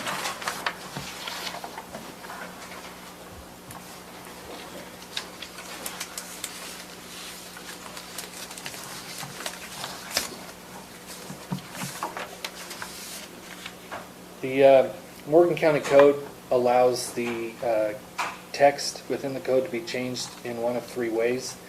County Commission can direct staff to make that change. The Planning Commission can direct staff to make that change. Or a resident or developer can submit a text amendment of their own, pay a fee, and then go through the process to amend our text. Mr. Paul has submitted an application to create a live-work dwelling unit text amendment for the commercial zones. He submitted that application. Once submitted, I helped him reword it and find the place in the code where it should go that made the most sense. And then after I had reworded it a little bit, gave it back to him, they finalized it and sent it back to me. With that, I have reviewed it. I think live-work or work-live opportunity for business owners in commercial districts would provide some additional housing opportunities as well as commercial opportunities within the county. I think it's a good idea. It helps address the legislature's desire to provide other opportunities for affordable housing within the county, and I think this would address some of that. With that, we are recommending approval of the text amendment, and I can answer any questions you have or go through, or you can talk to the applicant about it. Is there a definition for live work, like? So the definition of live work is it would be in Article M, and it includes that entire 12 points, A, B, and 12 points. Where's that at? It's Exhibit A. Under the use regulation table. So the use regulation table, I've added a line for residential live work as a permitted use in commercial districts. And then if you go to Article M, it talks about a live work dwelling unit shall be a permitted use, and it talks about shall conform to the following standards. The live work dwelling unit shall be permitted as part of a mixed use development and will be associated with commercial uses within the same building, either above or behind.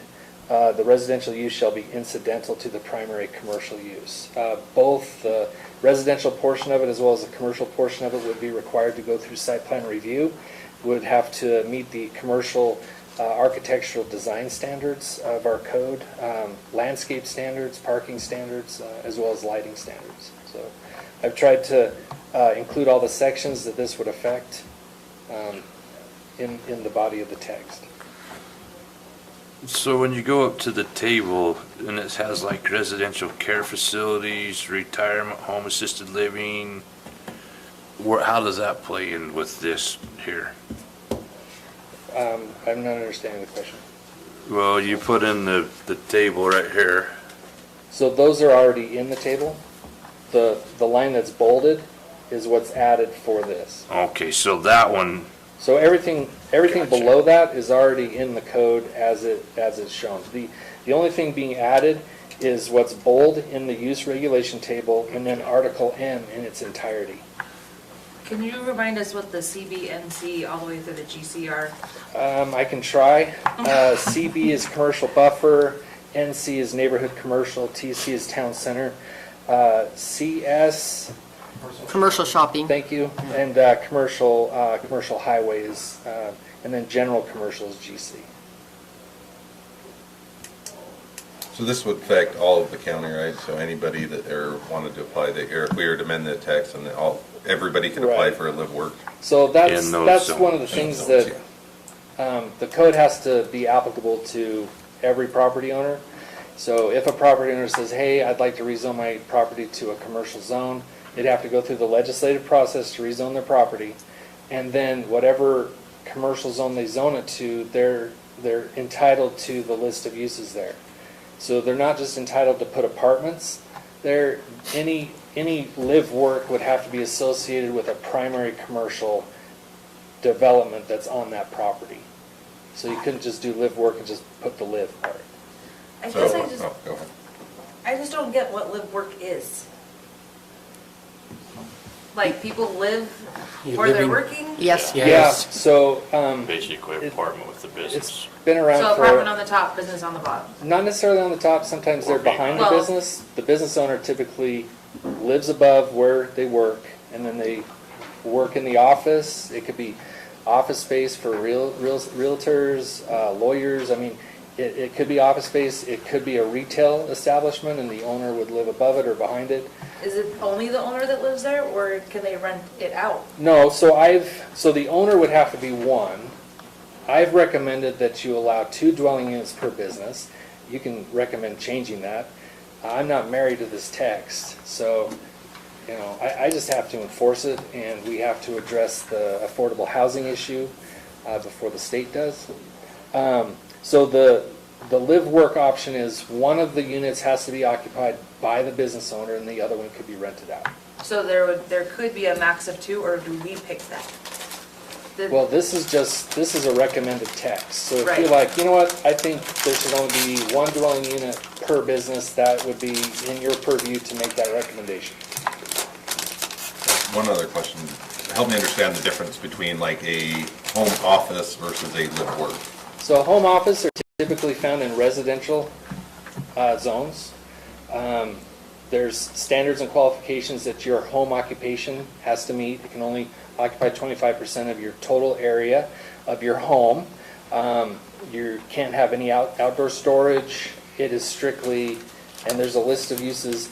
If it exceeds the standard qualifications, there's a way to get something that impacts the neighborhood a little bit more, but it requires a conditional use permit, either through this body or through the county commission.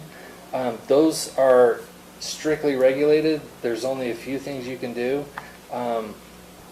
Childcare is a class 3, which means county commission has to approve that for a certain number of children. Massage or therapy or massage, whatever they're called. That's a class 3 as well, which means county commission has to approve those if they're going to be found in a home. Because of the residential nature of a home occupation, there's only so many things you can do. It restricts the number of employees you can have to 1 for 20 hours a week. So it really limits it. What this would do is if you have a commercial zone property, you could come in, go through the site plan review process for your business, which would have to meet landscaping, parking, and lighting requirements of our code. But then you would also have the option to create an apartment or some sort of living space above or behind that commercial business. But the commercial business is the primary use on that property. The living space would be incidental, and it would have to mimic the architecture of the business. So they're going to go through, they'd have to meet all of our architectural design standards for a commercial business, landscaping, and parking. Even though our landscaping, I don't think is And that much. does it have to be attached? Yeah, it has to be attached to the business. On number 2, it says a maximum of 20 LWDUs, but in parentheses it says 2. So is the 20 a typo or No, something no. I'm not understanding? That's an example that I put in there. So example, flex space is being built on a commercial highway parcel. If there's 10 primary businesses there, technically you could have 2 dwelling units above each business. So that's- just think of gives the you the Rome time. flex space Right. that we that's- approved, that you could put, according to this, 2 apartments on each of those little, So 28 apartments. Well, if it's part of their development agreement and they don't exceed the total number of dwelling units that they're already required to meet, and they meet all the other architectural and design standards, then maybe. But I would argue that Rome would have to come in and amend their development agreement in order to do that. And decrease. So But would anywhere these else only be- there's a flex space, these small, Anywhere, you could do. yeah, anywhere else that there's a flex space that's not regulated by a development agreement that would prohibit it, technically you could do it, but the business owner of whatever business would have to occupy one of those dwelling units. So really, only one of the dwelling units can be rented out to someone else. And in my experience, the people that live in those live-work units, they don't conflict with the parking of the business, because the people living are typically driving and going, working somewhere else as well. So Unless they happen to be the business a owner, nurse that right? works the night shift. Yeah. Yeah, parking, to me, is a big issue. How to, because I mean, if I have visitors or friends or family Yeah. over, they could all come into my place of business at 2 o'clock in the morning, right? Or as an example, they wouldn't have any restrictions on, you could have lots of people coming in and out of the business at any given time because you have people living there now, is that right? Well, no, they're not going through the business to access it. Typically, in a live-work situation, the business owner might have direct access into the business, but the other units would access from an outside door, a separate door. But Would that be you something still we have need to people accessing into the area The business to area. go to that home. Yeah, that's true. They're just not going through the business. Right, but yeah, and that's more what I was saying is, And if that I is- was, if I was a business owner, it does impact if I said, I'm gonna have people coming in and out of the business at all hours of the night, not during normal business hours. Well, technically, the business isn't using the parking at 2 o'clock in the morning. No, but I typically, if no businesses are open and nobody lives there, nobody comes in the parking lot unless they're doing something they shouldn't be doing. Except in live-work situations. I've yet to see someone go into a parking lot at 3 o'clock in the morning at a normal business for any good reason. Well, Dustin, you had there's something to... plenty of spaces around the country that have live-work in downtown areas as well as in commercial developments. City of Phoenix, City of Chandler, a lot of the big cities have this as an option to provide additional rental opportunities. So it's not a new concept. This is something that's, you can find this. But more urban. Correct, but commercial development is more urban by its nature, so. You had, Oh, have you seen where they've had to require a separate entrance to the residential unit? Yeah, technically the residential units would have a separate entrance either in the back or alongside of the business itself and access through stairs or a back door. Would it be something we need to require, do you think, or is it just kind of? No, I mean, the businesses aren't gonna want random people walking through their business, so, I mean, the design is gonna, they're gonna take care of that. If you wanna add that as a stipulation, I mean, you can put that in as a recommendation. What about limiting number of vehicles that can be at the residence? Well, it's not gonna really matter. in a commercial If zone. parking is a major issue for you, you could put a number 13 and state that the developer of said development would be required to submit a parking study, and that parking study would analyze the parking that could go to the site. Our parking table right now is minimal at best, and it has a caveat at the very end that says, if there's a parking use that doesn't comply with this table, you have to go through a conditional use permit. So, I Can you mean, see a map of what areas would qualify for this currently? well, it would be anywhere in the county that's rezoned to any of those zones. But- Most of that's Mountain Green area. and a little bit in Peterson. You have the storage sheds and Hines. I just, off the top of my head, I can't picture where this is fitting. Yeah. So I'm just curious if In Mountain Green. there's a map. You've got all the businesses over by the airport. Can existing buildings add these on? Yeah, so there is a provision in what I've written that an existing commercial building could go back and add in one of these dwelling units for the business owner, but they would have to go back through site plan review and meet all of our minimum codes in order for approval. So if you have a property that developed, say, 30 years ago and doesn't meet our current codes, doesn't have the landscaping, the lighting, or the parking. They'd have to get all that They'd before have they to put it in. provide all of that as part of the approval process for that accessory, that additional dwelling unit. Is there a minimum size on how big the dwelling is? As a I put in percent? as a recommendation of 600 square feet as a minimum size.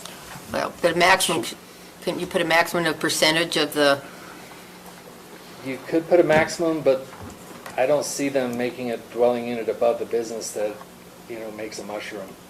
I mean, if you wanted to do a very small business, so you could rent out a big apartment, right? yeah, or that- Architecturally and design engineering wise, that would be very expensive. I don't see it. But, if you want to put it in, that. if the you could apartment was in recommend the back of the building and you just had a little storefront, it. Well, that's true. I see people doing it personally. I'm just saying, if land is expensive and I can go build a very small storefront and then have a very big building in back where I can rent out, You destroyed what we want to do with you commercial. just destroyed all the commercial property because you're really turning it into residential. Well, I don't see that as the business being the primary use then. I would see that as the residence being the primary use, and I'd say it wouldn't meet the intent of the code. But that's the thing, is what percentage decides the intent of the business? Well, when you're looking at a design, if the business is forefront and you can tell it's a business and you can't tell that there's a residential dwelling unit there, then I'd say they've met the intent of the code. So it's pretty subjective, though. Well, yeah, it could be, but there are architectural design standards that they have to meet. Landscaping, parking, and lighting among among those. If you want to set a maximum percentage in there, I don't care. I'm not, like I said in the beginning, I'm not married to this, I just have to enforce it. So, I think where I'm at on number 2 is, I think I would only prefer to allow one, because if the purpose is to allow, we want new businesses into our county, we want it to be affordable for those business owners, so if we just say, hey, one dwelling unit per business, then that owner gets to come in, they can have their business and have their living or whatever, but then that eliminates the extra, just having people in apartments Right. randomly in a commercial area. Sorry, one more question. So if I have a larger family, 10 people, and it's a small, is there any requirement for how big it has to be for the number of people in there? you can't restrict federal regulations. So the federal government defines family. So I could have Two a ways. 10 people in my family in 600 square foot apartment? Federal requirement regulates Housing family. Act. So family is defined in 2 ways. As many blood relations, and blood relation is defined by the federal government, or 5 unrelated individuals. Shall we go into public hearing, You ready? I guess? you're curious what the public has to say? Okay. Want to make that And then motion? go back? I move we go into public hearing. You have a motion? Do I have a second? I'll second it. And a second? All in favor? Aye. Okay, we're in public hearing now.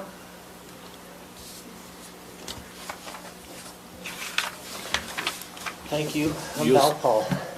You don't want to wait till it's out. Don't need to wait? Yeah, you're How not. about if I wait? Yep, you can Okay, wait. good You're idea. not, you're not public. You're special.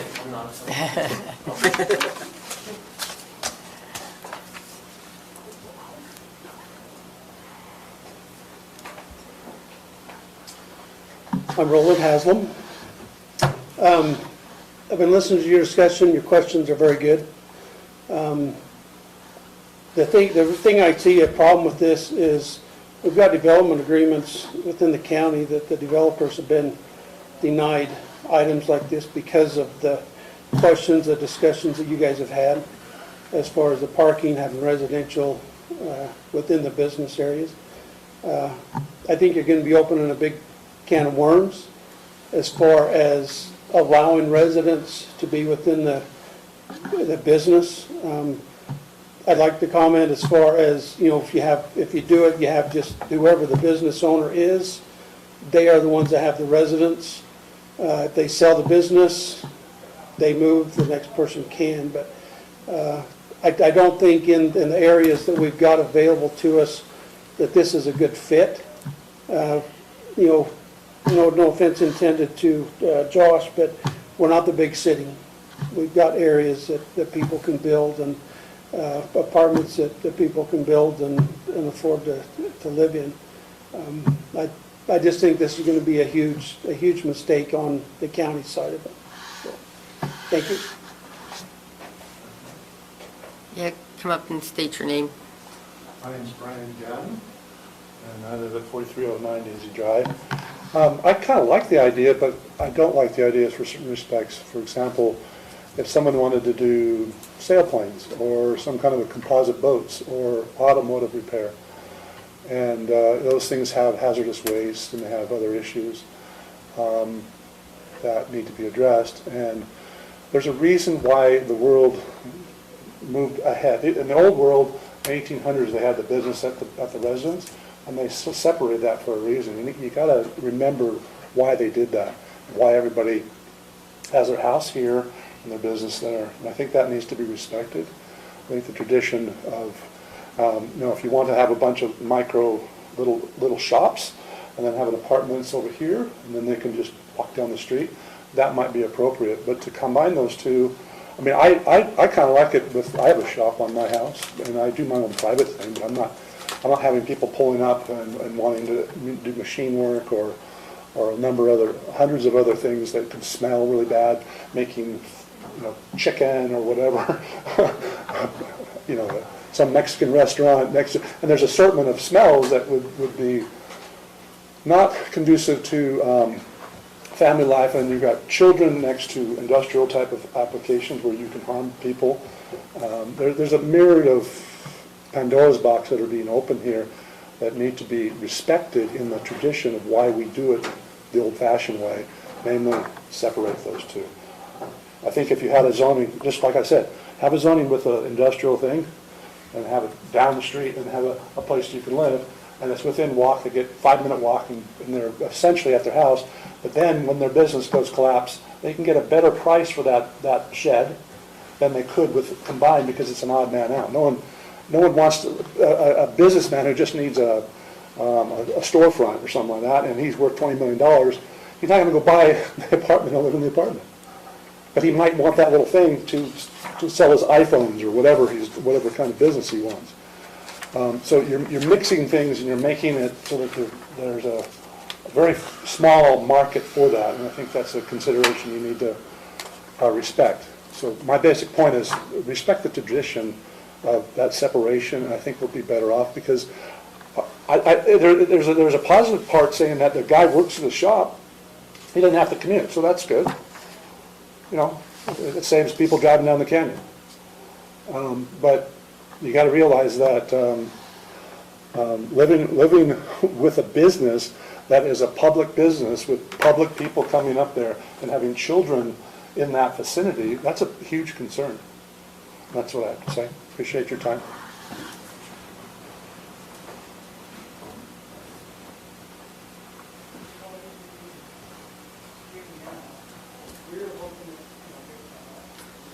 Leah Allen, Mountain Green.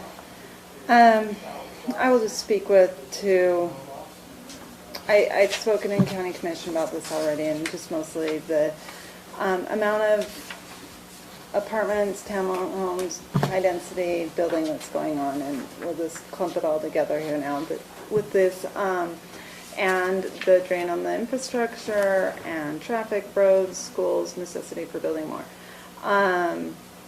You probably aren't aware, but our last 2 commission meetings were packed with Mountain Green residents speaking against this type of growth. So I'll just add that to it. Thank you.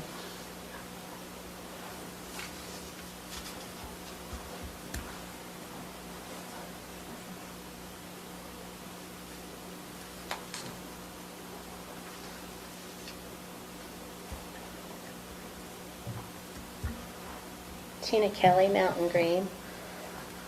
I'm not opposed to the notion of this. I just barely had a chance to read through it, and I don't think that there's enough definition in it to limit the way that I see that you want to limit it. I hear staff saying, oh, it couldn't happen that way. I'm okay with changing it.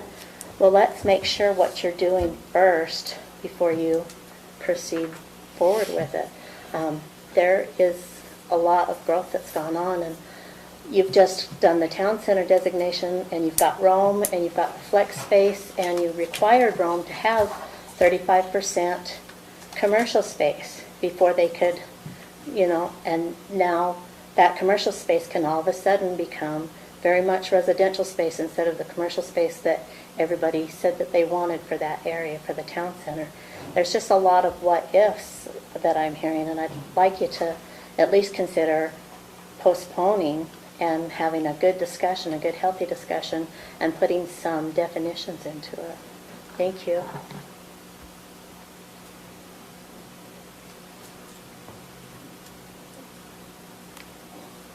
Madam Chair, I move to go out of public hearing for item number 8. Second.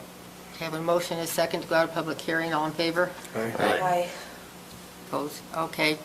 We're out of public hearing. Now the applicant. Thanks for keeping me straight.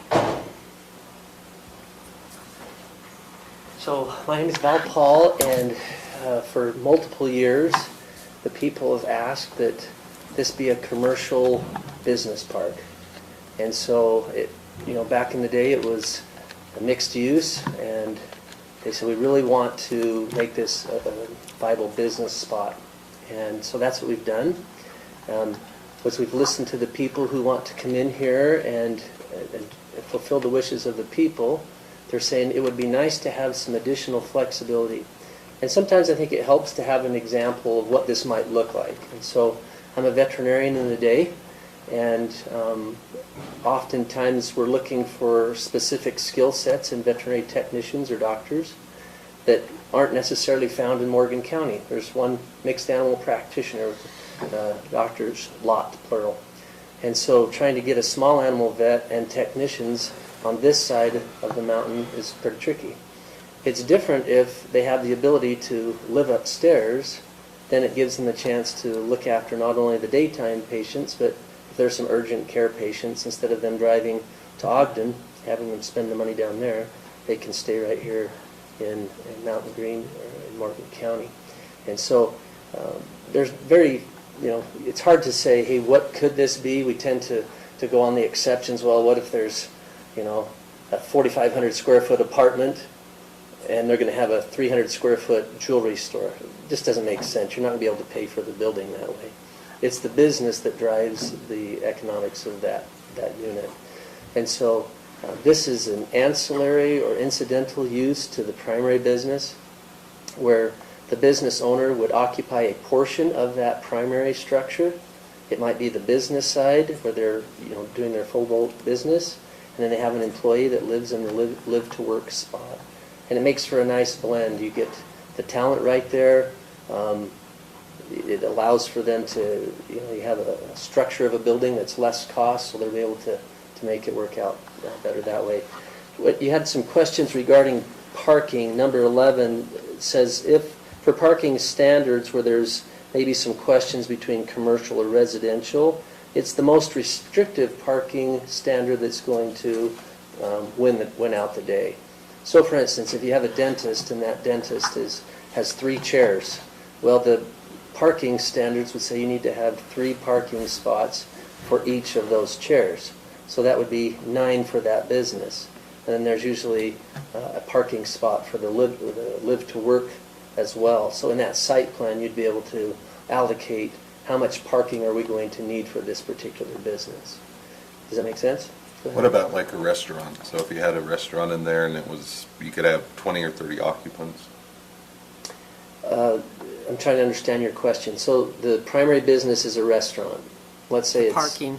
Okay. I was asking for the parking. For the So parking if I was late night IHOP restaurant, open 24 hours, I could technically have 30 people in the parking lot at any given time?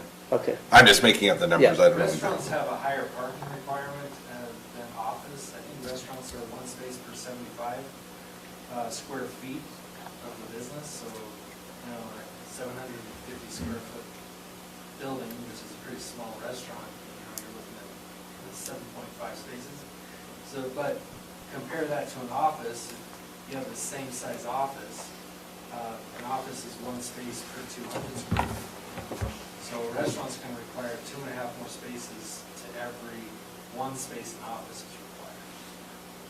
Almost from 3 to 1. And so the parking is, something we look at really closely from the business perspective. If you don't have adequate parking, I needed to expand my parking several times because I didn't recognize that there was a standard. Josh knows the standard, and they're out there now. And as you grow, then there needs to be opportunities for that to happen. And then there's a place that, an insurance salesman's not going to need that much parking, so they could say, okay, we're going to need 2 plus the one live to work, so I'm going to allocate 3 to that particular business. But this is something that would help to, relieve some of the tax base grief that the residents have been talking about, and also bring some great businesses to the area. People are excited to be here. This is just one of the several components that would make it more attractive to different businesses, particularly those that have a skill set that's not currently found here. We could still get, if you have a urgent care, and they have some technicians or they have some nurses that could be there after hours, that would be something that would be positive. So appreciate your consideration with this. Thank you for your time. Thanks. To address the hazardous material, there is a provision that we added in there that states that if the business is going to be a hazardous material or has those materials on site, then they aren't allowed to do the live work. And vice versa, if they do a live work and the business changes, then that business is only allowed to the uses that are non-hazardous. Are there specific zones that don't allow hazardous material? Because I was thinking, maybe it doesn't belong in all commercial area, but maybe it belongs a little bit better maybe in town center, where in town center around there is already residential area. It's already allowed in town center, mixed uses. Yeah, mixed use is already allowed in town. Well, but the live work It's the same. thing. One other question, is there any restrictions for businesses as to the hours they can be open? Because it just seems like, it just seems like to me that if I have to go home for my business, I'm going to shut it at a reasonable hour. If I'm there, living there, then I may keep it open longer, or I may keep it open at different hours. There's nothing in our code that restricts hours of operation unless it's a use that requires a conditional use permit. So if I wanted to open up a tattoo parlor and keep it open 24/7 because I live there, nothing to stop me, right? Well, we don't even have anything to stop a tattoo parlor from staying open 24/7 now. Right, other than if I live there, then I'm more likely, I can have people come in at any time they want to schedule it because I'm already there and available versus you'd have to have staff there all the time. Well, technically, you can sleep sometime. So if you have the business open. I don't see that the living somewhere versus sleeping in a chair is quite the same thing. Right. Well, not every code is perfect. There's going to be things that need to be changed and updated. Haven't found a perfect code yet. That's not to say that we can't tighten this up a little bit more. But, we can dwell on what ifs all that long, right? I didn't see anything that addressed whether this has to be a primary residence or if it could be a second residence. No, the business has to be the primary. So if they're designing a commercial development, then the business is going to be front and center. The residential has to be incidental. And it has to be designed to mimic the architecture of the... But I'm talking about the live work part where the person's living in there? Are they required to have that be their primary residence? The business owner is required to live, I've said, in one of the units. But if you reduce it to 1 unit per business, then yeah, the business owner would be required to live in that unit. 100% of the time? About having just the business owner occupy a portion of that so that there's some oversight. My thought process is going towards, all right, I open a business, I create an apartment, I stay in that apartment on nights that I work late, then I go home. When I'm going home, maybe I Airbnb this apartment, right? Or you're not using it that often? Is there anything in there that would prevent that? It's State statute actually prevents me from looking to find people that are using their homes as Airbnbs. I have no legal authority to look for that. So the answer is no. But could we say this has to be their primary residence? It's not a weekend house for business, it's that they live there 100% of the time.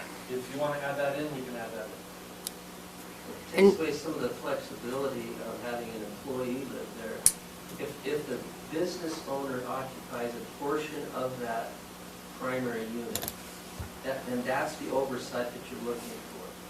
You know, to have a totally absentee owner, property owner, is not what we're going for.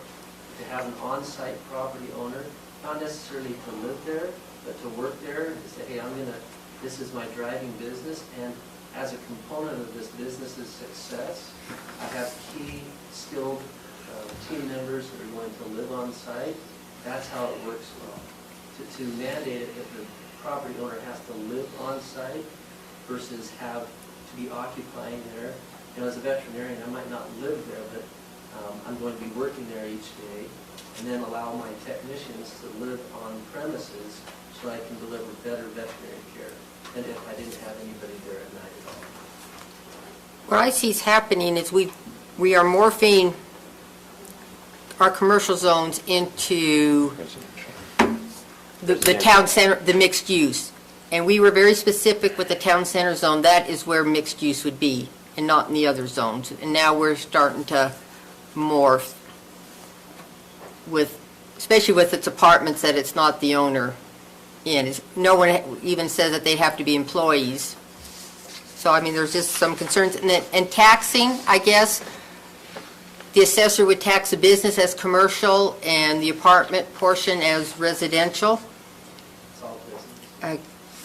It would be all part of the business unit. No, I think the tax assessor would tax the unit separately. Yeah, I think it would be, okay.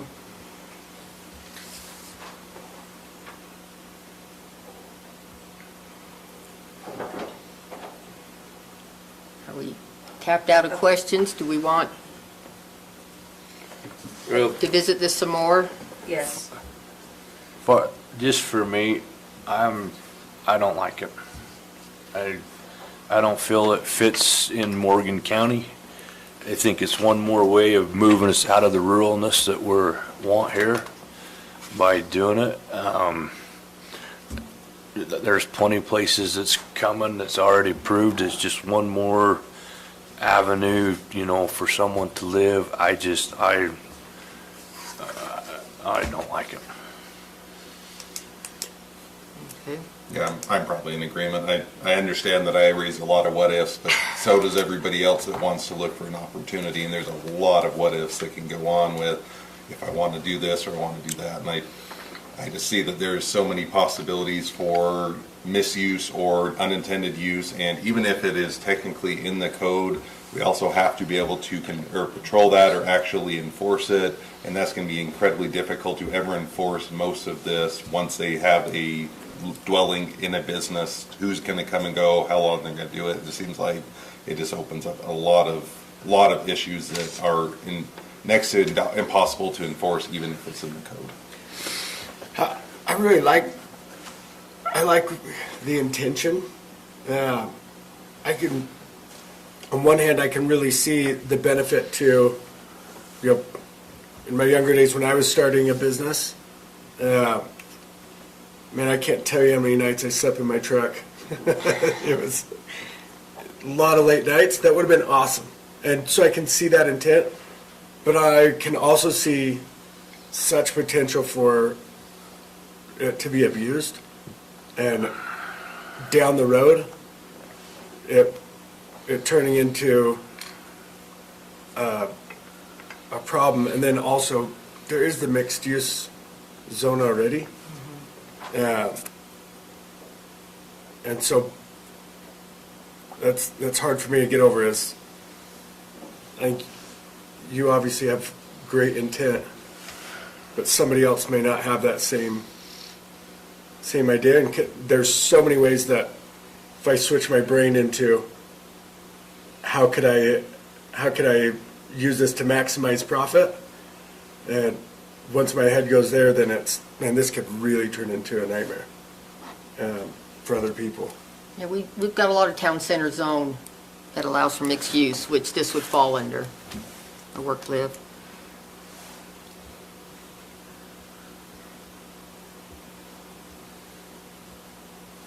Could I make another comment? No, we're done. Do we want, I am not necessarily 100% against this, but I do think that it would need to be buttoned down a little bit more. So as far as tonight's discussion, like, there would need to be improvements to the text amendment before even considering it. I don't agree that it would be allowed in every commercial use. I think that the hazardous material needs to come up. I think that should still only be put to one unit, and that we should do a percentage, like, or a specific amount of square feet. Just so, because the idea, I think, like, is just to have a living space for an employee or the owner, and people can live in a small area, like, if they need to, right? So I'm not 100% against it, but a lot of things would need to be included before considering it. So at this point where it's at, there needs to be some changes, I think. See, and I'd probably be 100% against it, so I don't know that if there's any changes, it probably isn't gonna change my vote. I'll probably would vote no on it, no matter what improvements are that excited. I don't agree with the concept. Mr. Chairman, make a motion. I move that we move a negative recommendation to the county commission for the revision to the Morgan County Code Section 8-5C-3 used regulations and adding Section 8-5 Article M to allow for live work type dwelling units within commercial zoning districts based on the text listed in exhibit, based on the text listed in the staff report dated April 13th, 2023, due to the following findings. I'm open to any ones that you can't, but I would think one is we already have spaces in the commercial areas where they can live mixed use? with mixed use. So that's your finding, that Yeah. we already have a town center zone that allows for mixed use? I mean, I personally don't feel like it fits our area either, but I don't know if that's a good finding for that, so. Just stick with the one? Yeah. Okay, I have a motion. Do I have a second? A second. Okay, we have a second. Any more discussion? Who seconded? Sorry. Member Phillips. Are there any other findings to add? Just the one, as long as we have one finding.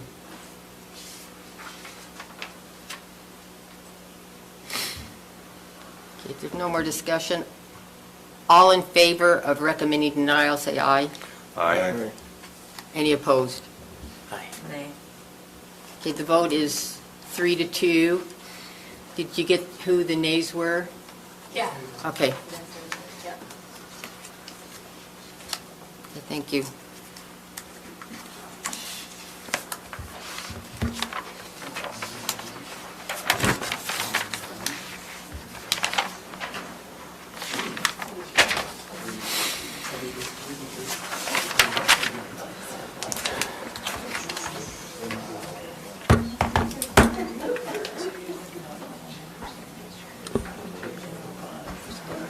Okay, we'll allow time to move out. Yeah. I think part Well, of we it's try to just- get commercial in, but, I mean, yeah. On one hand, you see that it could help.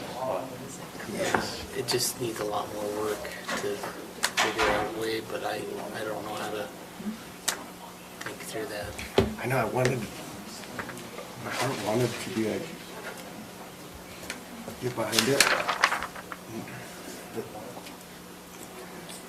it's just so ambiguous that Okay. it's really hard to do that. We're on to business and staff questions. And we moved the selection of chair and vice chair to now. Are we doing that before business and staff questions or like all together? We can, I have no business to start questions. I have questions. okay. Katie, have Okay. at Yes, it. I have answers. You do? I can't promise I do. Oh, okay, so my question is, why did the postpone indefinitely not work? Because you're a recommendation body only, and so you could recommend postpone indefinitely, but then it goes to county commission, they would have to. But, It's a legislative decision, which means the county commission, which are the elected officials, make all decisions. The only thing you could have done is continued it to a date certain to consider additional information. okay, so to me, I feel like if we would have recommended a postponement indefinitely, and we passed it, that would be like a, no, we absolutely do not want this. You don't have the authority to take the decision-making power away from the elected officials. I know, but what I'm saying is our recommendation is like, hey, this is the board, or this is the commission, we're recommending a postponement indefinitely versus a denial. So to me, I feel like a postponement indefinitely is like a stronger no than Making a recommending statement. denial. Yeah, making a statement rather than It's not- recommending a denial. It's seen as a soft denial because you're not denying it outright. You're just postponing it indefinitely or tabling it indefinitely. It means it'll never come forward again. And so as Because we far hate as- it that much. We can hate Or we whatever could. we want. It's a legislative decision. There's a finding you could have said, the sky is blue today or pink today. That's my finding. It's legislative. I wouldn't recommend ever doing that. Well, no. Just because, I mean, it might be found in contempt or whatever, but, yeah, I mean, the finding that you had was fine, but to postpone indefinitely, it's a soft denial. You're denying them without denying them. That's how it's viewed. See, I It's think not that really- depends, doesn't because really to make me, a- that's like a absolutely not, we hate this idea. But it still goes to the county commission as that. The only way you could have postponed it when it would come back to you though, is to continue it to a date certain to consider. Which I didn't want it to come back ever. Which you didn't want it to. Right. So a recommendation for postponement indefinitely is the same as recommendation for denial, just with different words. One is an outright denial, the other one is postpone indefinitely. It doesn't really make a statement, it just says, we didn't deny it, so do what you want with it. That's how I that- can kind of see it both ways. I can kind of see your way, okay? I can kind of see it now. You won her over. I no, I did not say win me over. I said I can kind of see it. I appreciate that. Okay, I'm just curious. I mean, it could be I haven't looked interpreted into as, the rules. we never made up our mind, so you make up our mind for us. That's what Yeah, it's- I could, Or if we never could come to an agreement, we didn't want to vote on it, we'll just say, hey, we're gonna punt it over to them because we don't wanna have to vote on it. Well, but if they know what the purpose of a postponement indefinitely is, then that wouldn't necessarily be the case. The problem is they probably don't. My side of it then would be, to be fair to the applicant, just tell them you're recommending denial. Just be upfront, let them know what it is you like or don't like about it, and then recommend what you want to do, instead of passive aggressive. I mean, that's kind of how I see that. If you postpone indefinitely, it just kind of seems passive aggressive, like you don't want to deny it, but it also appears to me that you're just kind of pushing it off. Because that recommendation goes to the county commission as you make it. I mean, that's what it goes to. And I don't know if I was on the county commission, I'm not, but I would see that as they couldn't come to an agreement with what they wanted to do. That's how I just wanted to make it clear that we don't want the reason. I think the minutes will reflect that, and the county commission will get a copy of the minutes. Will they read them? I can't. I don't know what they do. I'm just saying. I am not a decision maker, and I'm not married to anything like that, so, if that's the recommendation you want, then that's a recommendation I take to them. I keep staff recommendation in there because that's been requested, but your recommendation will be there. I will discuss it as part of the presentation. You'll have a copy. What they do with that information, Let me ask you a question a different way. So different legal circumstances, you can do like a dismissal with or without prejudice. One means that you can never come back, and the other you can still, or have some avenue to come back. When we do a denial, is there any option to do the same thing where we can say we really don't like this versus we kind of don't like this? the denial gets that point across along with the findings of fact.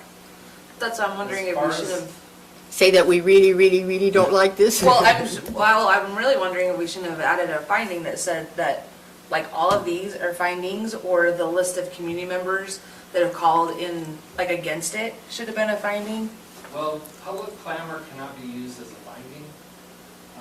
It's their opinion, and none of what was said was substantiated by any fact. I mean, they were opinions, and some of it was probably factual, but there were no studies done. There was nothing done by any of those community members that proved the point one way or the other. So you have public clamor versus the applicant telling you what he's proposing to do, which he may or may not do, depending on. Say you can have applicant clamor too. Yeah, and he didn't have any studies proving that he submitted a document showing that he was going to divide it into two. Can you have a finding of insufficient information? No, can't do that either, because the applicant. Or a finding of previous. Not required to do that. Yeah, there you go. Minimum submittal requirements. So you can't say we don't have enough information to make our decision, because according to state statute, he submitted everything he was required to do and more. He didn't have to do the No. subdivision. Yeah. The continuance in this situation would be they didn't like it, and they would want to hold the developer up. And that's the only reason that I can see you would have continued, because you recommended denial. Most of you recommended denial, so. Haley, can I ask you a question? If it would have been, if they would have changed that and just done, R10. 10 acres. yeah, 10-acre lots, where there's 2 lots, would that have changed your opinion at all? I think that would have been more of a consideration, but still, the future land use map designates it as an 820. Or how about extending the RR1 along the road for 400 feet? Was that in there? No, we could have done that. What would that have done though? They could had 2 lots. You would have been able to fit it in there. Part of the problem is that pipeline comes down through there someplace. Well, no, they could build anywhere on those lots. It would have been more of a consideration, but because the future land use map still says A20, then generally we try to stick with what the future land use map The Crabtree says. zone showed But there we're just dividing the two, like they weren't changing their front zone, and we did the same thing with Crowlers. So I feel like because we did that with Crowlers, remember how they had the R1 Yeah. in the back? Crouches. No, Crowlers Crowlers. before. We did that A while this ago. fall, Oh, a while ago. last fall. So, Okay. One other matter of business is brought to my attention. Tina Kelly would like a reserved sign on her seat. So when she,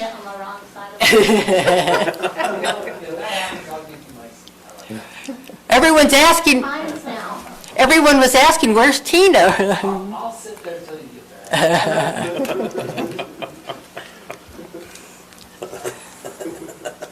Any other questions? Okay, back to the selection of chair and vice chair. Can you help me understand what they do? Chair basically leads the meeting, what Debbie did tonight. Vice chair is the first person to fill in if the chair is not here. The chair and vice chair are also the signatories on plats.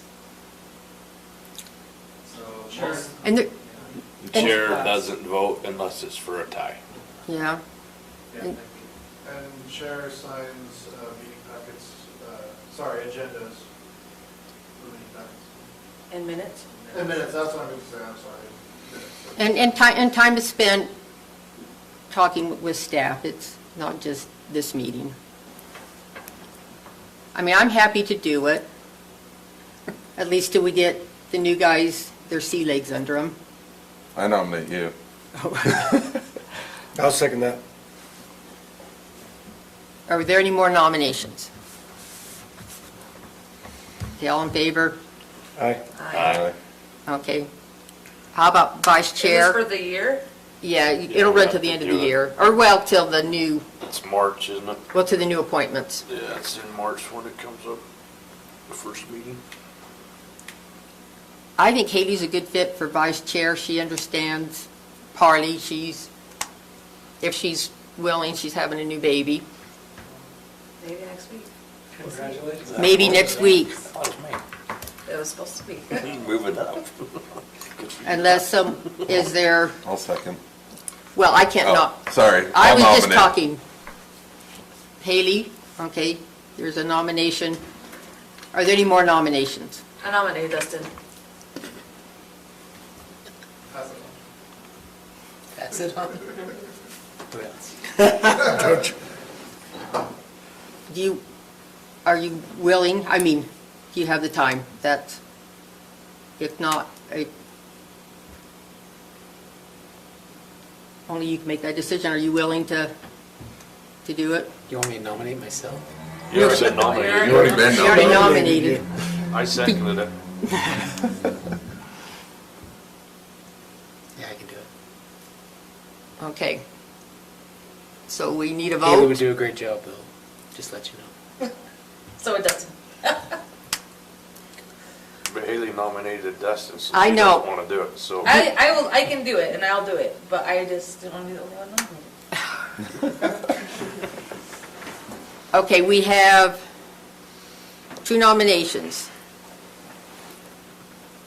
Let's see, all those, was Haley nominated first? What do you want, What do they want to do? I'm fine with I voting wanna hear. whichever. I'm willing to do either one. Either way, it's good with me. And you are too? Yeah, I'm good with Flip a coin. I don't know, no one even carries coins. I'll carry coins. We can take a vote. So for Haley, I wouldn't vote against either one. I know, this is, There's no feelings with it. Yeah. okay, for Dustin, Aye. Aye. Aye. okay. I don't, is he good either way?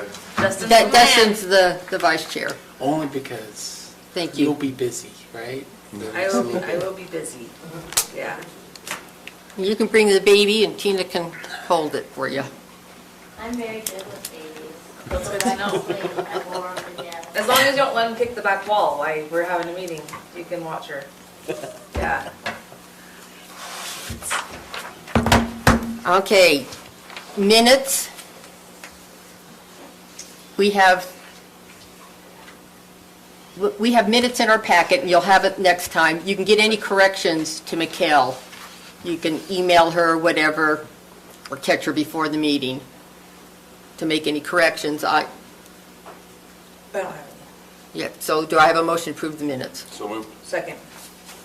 All in favor? Aye. So moved. Second. All in favor? Aye. That's our adjournment, they are standard.